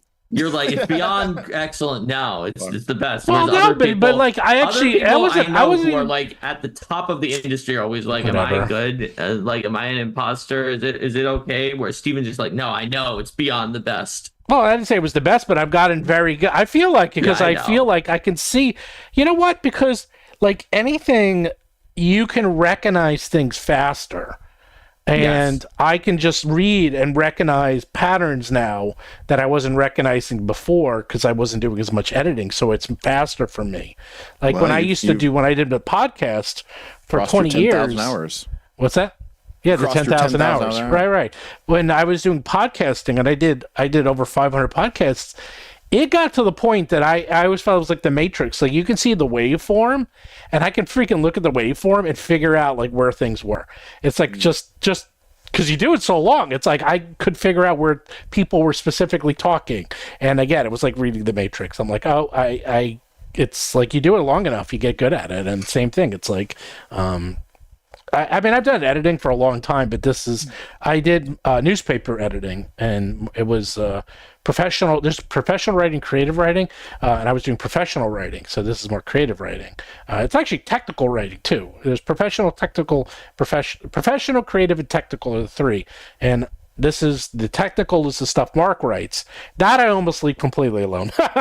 Like I just leave that alone. I just read through unless I see stuff. I'm like that. I hope that's right. But then the creative and professional, that stuff is the one I edit more heavily. So, but it is fun. It is actually fun, as I said. So the books, I would say I really like our dragon books. I don't know, they're all good. I was thinking, I'm going back. I got to think about how many books did we publish this year. It's a lot. It was a lot. Eldemon was even 36? This year, so 36 this year, 38. Jeez, somewhere around there. I can actually do the math. Some of them were only like around like they freaking 16 to 20 pages. I know, but 20 pages. You know what? How hard is it to do 20 pages, Derek? No, I understand. People, I can't do 5 pages. I mean, we make 20 pages. We're like, that doesn't count. It's only a 20-page book. 10,000 words.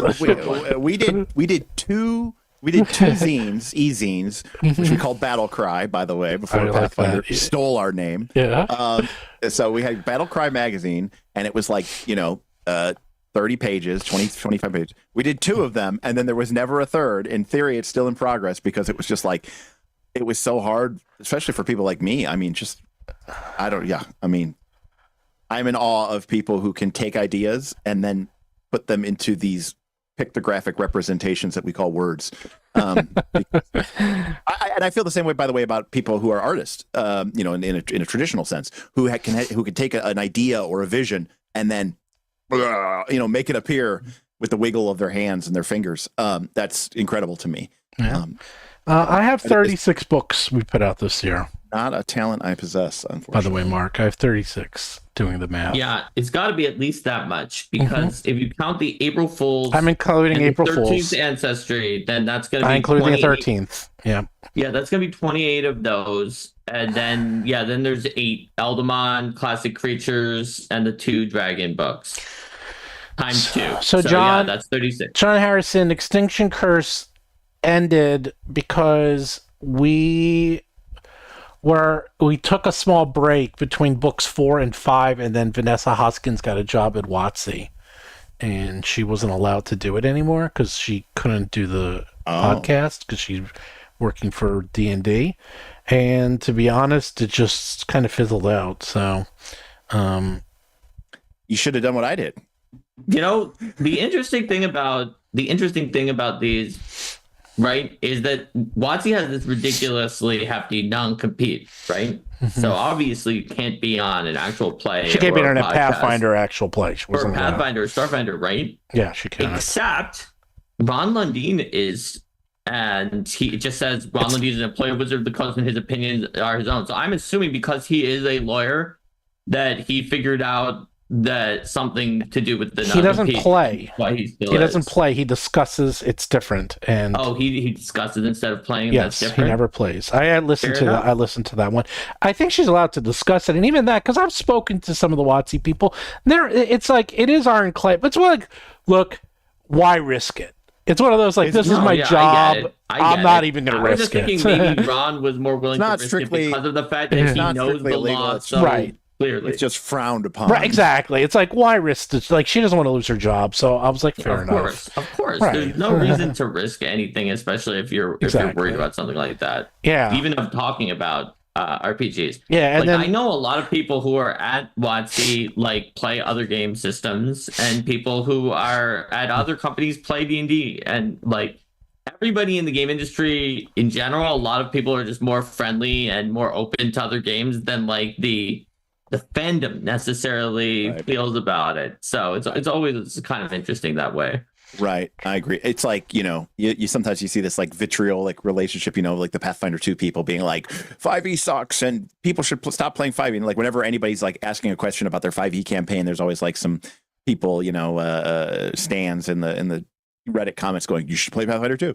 And like I wonder how disappointed they would know to find out that there's probably a great big handful of people who write Pathfinder 2 and work at Paizo who play 5e.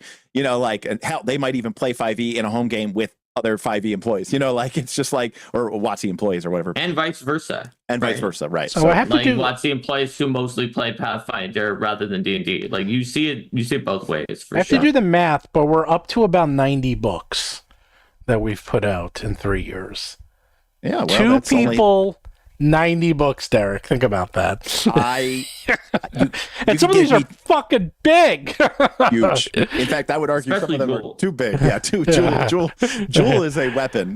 Jewel almost killed me. So it's a shield. It almost protected you almost from doing that, the FBI's most wanted. Jewel was a killer. But no, I couldn't imagine doing that in 2 lifetimes, let alone two people in 3 years. I hope people have some extra cash. They can maybe spend some time this holiday season buying some new fun toys for themselves, their friends, or their loved ones. Of course, I highly recommend that you check out maybe some the Battlezoo products, but also some of the other RPGs that I mentioned. Speaking of Pathfinder 2, the next 3 Thursdays, back over on Knights of the Last Call. I know a lot of people like, Derek, you started with Pathfinder 2 because that's what we were playing at the time. What happened to your Pathfinder 2 content?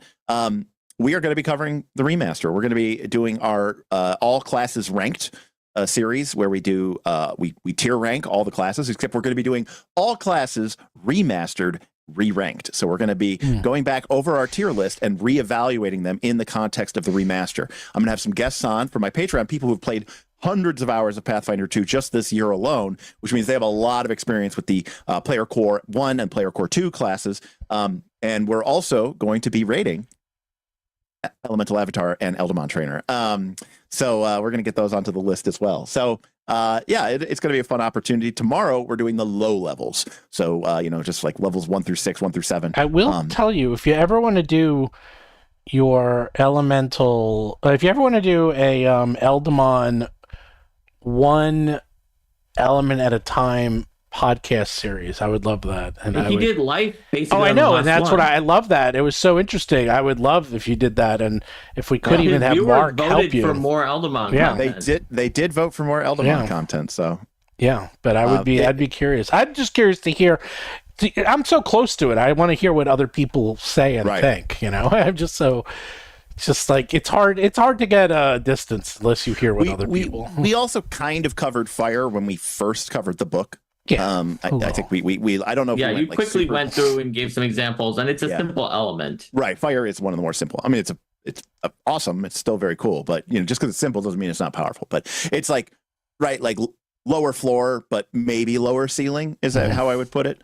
Or I would put it that life says high on complexity and fire says low. Okay, fair enough. So I will say, our new one, our big new one. Well, obviously we have Year of Titans, which is going on right now, and the Titans. I think people aren't as excited because they think all the monsters are big, but they're not big. They're not all large creatures. They're just Titans. There's a few things with that, Steven. Yeah. The advertising mostly talks about being Titanic, and that they said that they are extra sized ancestries, which means that they are long and there are a lot of pages, but people thought that meant they were all like size huge. That's fine. The other main thing about Titans is I think very clearly that it was during the holiday season when everybody has extra expenses that they're spending on their gifts, that they're spending. Like, what does the average family spend on the holidays? It's actually a lot. Probably. Well, it's not even. I think that. It's not even that. It's just, it was like we couldn't do it any earlier. Like, that was the problem. No, it's like we I couldn't. You were right that it was the only time we could have done it. The only time we could do it. Because of the fact that we couldn't push Elemental Storm to be sooner. Yeah. But it turns out this is our first one that we actually tried to do throughout November and December, and I would say we should try not to do those months again. Well, I'll tell you. I mean, so the big next one is the Battlezoo Bestiary for Shadow Dark.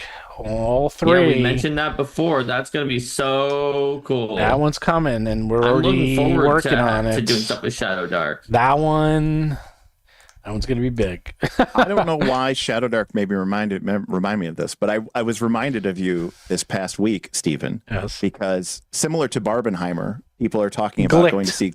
Yes, and they're calling it Glicked. Which is it's Glicker, except with instead of a D, instead of an R, it's a D. I saw that too. I was like, oh, it's Glicked. That's my name, except one letter different. So if you got Glicked, that would make you a Glicker, right? See, I would have pronounced it Glicked. They call it Glicked. It's Glicked because it's wicked, gladiator, yeah, I would pronounce it Glicked. Glicked.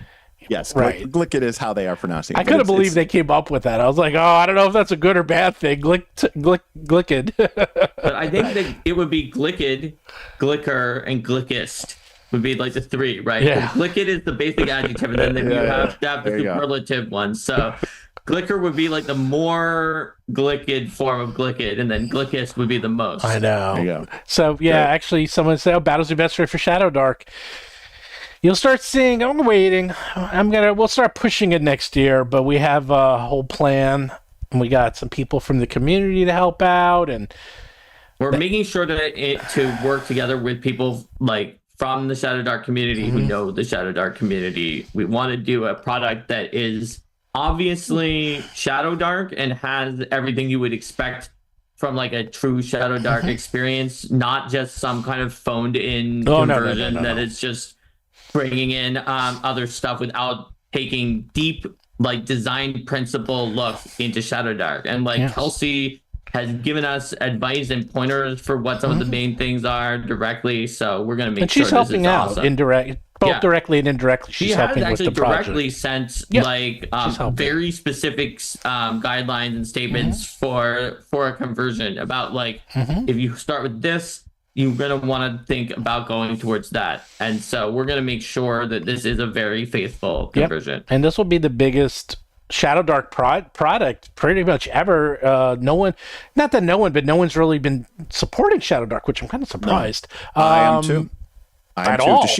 Does she have like a, Buried in the Dark license or something? No, she has a license. If you go on itch.io, and there's tons of PDFs. Like PDFs, there's endless PDFs for Shadow Dark. And there's a ton of community support, but it's very, I wouldn't call it small, but like people are coming out with a small adventure here, a small... Right, they're short. They're shorter products. Yeah, they're very short products. Short and sweet and very, very popular, but not like... No one's doing books. Here's a several hundred-page tome. No one's doing that. But we are. And we've been talking with Kelsey. I've been talking to her for about half a year about this, and we are going to come out with a fair number of... It's going to be a big number of products, and it'll be a nice collection that you can add directly to Shadow Dark that will add, also, I think, not much needed, but a lot of life to Shadow Dark. So, it'll be able to add a lot of content, because Shadow Dark, not that it's out of content, but you always need more. It's like you will eventually run out. It'll be 2 years. Like by the time arts come out, it'll be 2 years, and you will go through everything. You'll be looking for monsters your players have never seen yet. Yeah, you'll be looking for monsters and new rules and options. Elder Goblin Games has a great. Is it going to be black and white? No.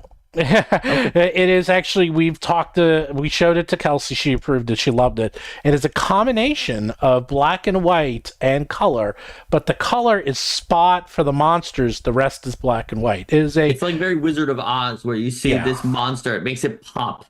Kelsey the fact that the loved monster's color kind of pops out, and it's like in the Shadow Dark black and white. Yeah, it's the Shadow Dark black and white. We actually already have the old school layout from Doug Kovas is already our author for like the end pieces, right? For the side pieces.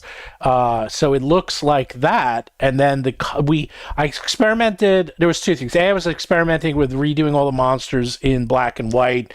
It was a lot of work, and to be honest, artists didn't want to do it because they felt like they didn't want to copy someone else's work. So I just said, forget it. It's actually, first, it's 500 monsters, so it's a lot of work.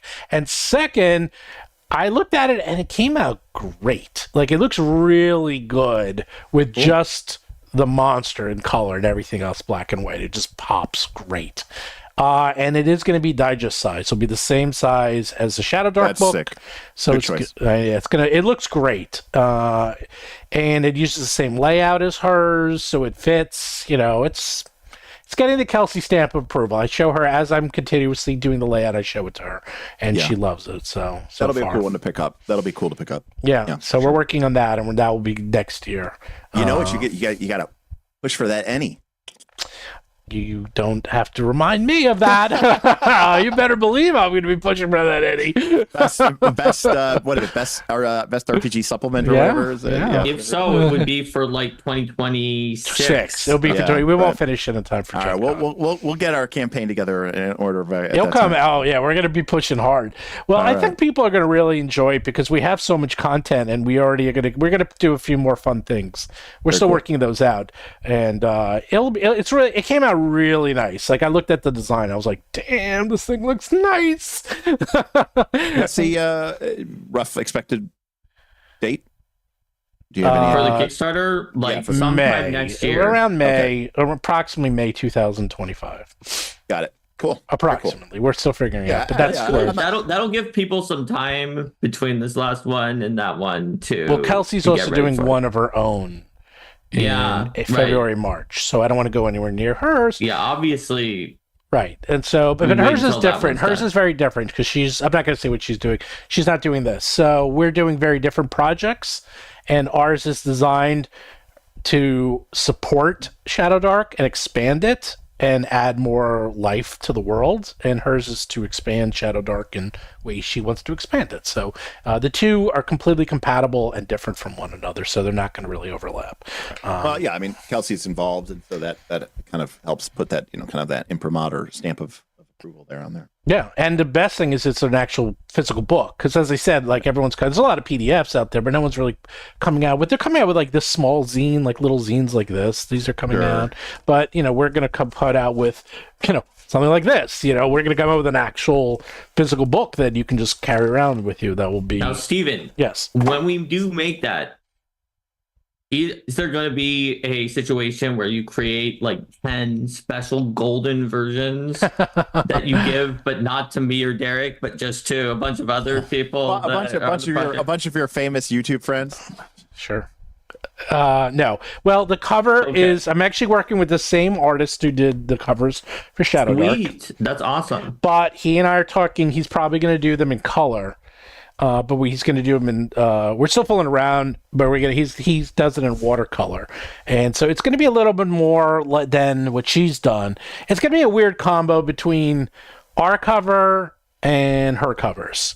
I really like the Dungeon Crawl Classic look. I want color. I won't get into the reasons why, but I basically want color. And a lot of people like this black and white. I've talked about this before, but the reason things were black and white is because that's what people can print and afford back in the day. We don't need to do just black and white. We have the technology to do color, so that's why the tools. We have the tools, right? We can rebuild it. We can make it strong. So hence, we're doing something that is a marriage between old and new school, which is ironic because the original Battlezoo Bestiary was a marriage between new and old school to begin with. Yeah. So it's full circle. It's kind of amazing that happened because I always wanted to do that, and now we're just doing it. I like it. Again. In fact, I don't even have to change some of that art because I was like, I already got the art. I already did it old school, and I'll just do it again. I'm literally using a lot of the same art. So it almost wrote itself. So, and then there's actually more coming that.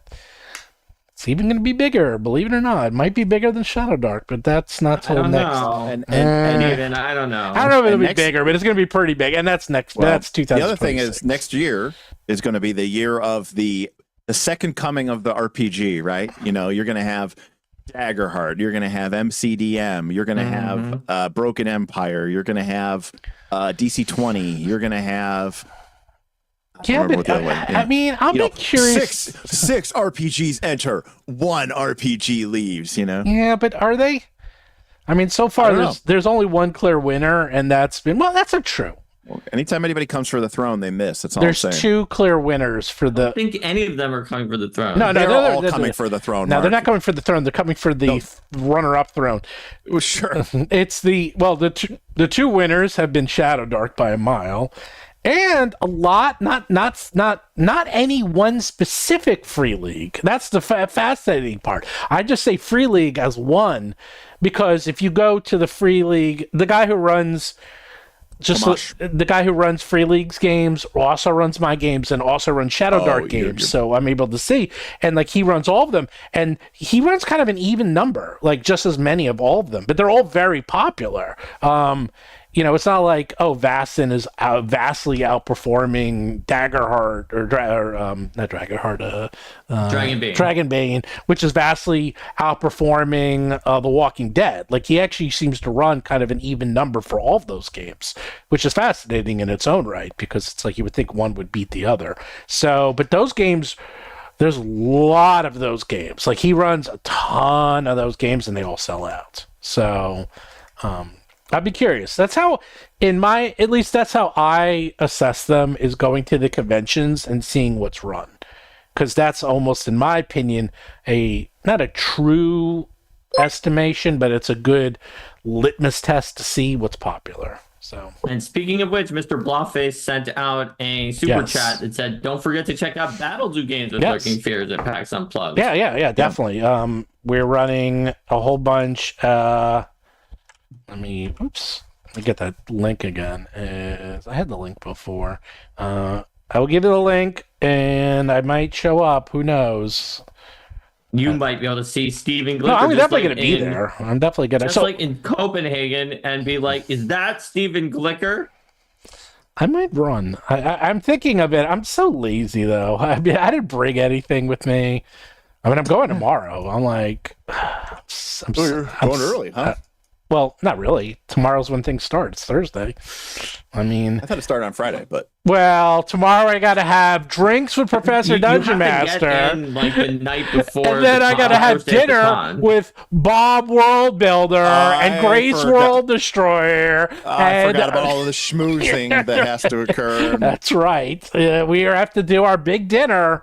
We always have to hang out. And then I actually have new people. I forgot I got to write an email. Like some people who from Second Wind, which is the video game channel, it's not even this. They're like, "Oh, it's my first time going to PAX Unplugged, so I got to hang out with them and show them what the deal is." So before you know it, it's gonna be like Gen Con, where we got another 25 people group walking around Philly. He even gets it all done in the schmoozing, so he needs to be there for the schmoozing day.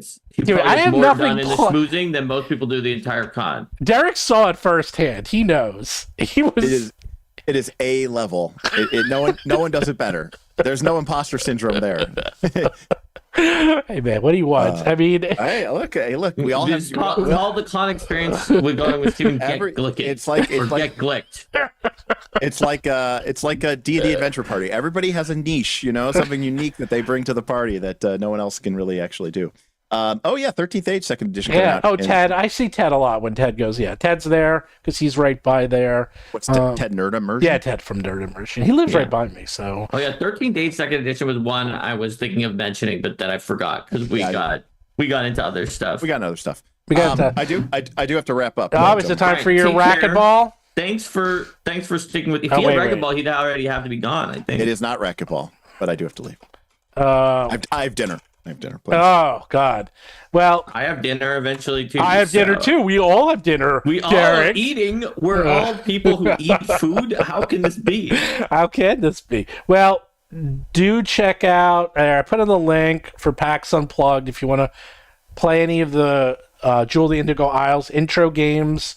There you go. Just sign up now. There's still plenty of spots open. I do know a lot of people do walk-ins. That's one thing about PAX. People just walk in and start playing. So if you want to make sure you get into games, it's like the opposite of Gen Con. It's like Gen Con, you don't sign up, you don't get in. PAX, you can just walk in and get into games if you're lucky. They do go quick. The 3-day badges did sell out. Oh yeah, they always say yeah. But I'll be But there. you can buy individual days. Yeah, I'll be there tomorrow in the afternoon, and then I'll be there all the time. I have no schedule. I'm just walking around. I don't have anything. So Cool I'll just be there. Well, I'm actually going to sit down. I like to play board games, so I'll just sit there. I know. And so the next time you're playing, you got to invite me. I will. And then you and I have to coordinate because we have to play Primal. Right.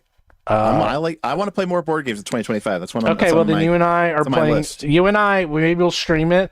Primal is like the game. Like that's everyone's game of the year, by the way. That's even beating out. Like I've been seeing because I do follow that. Yes, Arcs is going up there, but it's pretty much Arcs and Primal are going neck and neck for game of the year. Those two, they're very different games, but I could see why. Primal, people freaking love it. I read the rules. I think you and I are going to love this game. You can play up to 4, but everyone says 2 is the best. So let's try it in 2. Alrighty, boys. And it looks interesting. It's a Monster Hunter. It's basically Monster Hunter, but it's very streamlined. And it's like just kill monsters, build gear out of it, and I'm all there. It's like I love that crap. Awesome. So all right. Well, Derek's got to go. So thanks for sticking around, everybody. I hope you have a happy holidays with some cool gifts that we gave you in this guide or whatever other TTRPG gifts you've come up with. Until next time, if you want to battle the zoo, you have to roll for combat. Take care.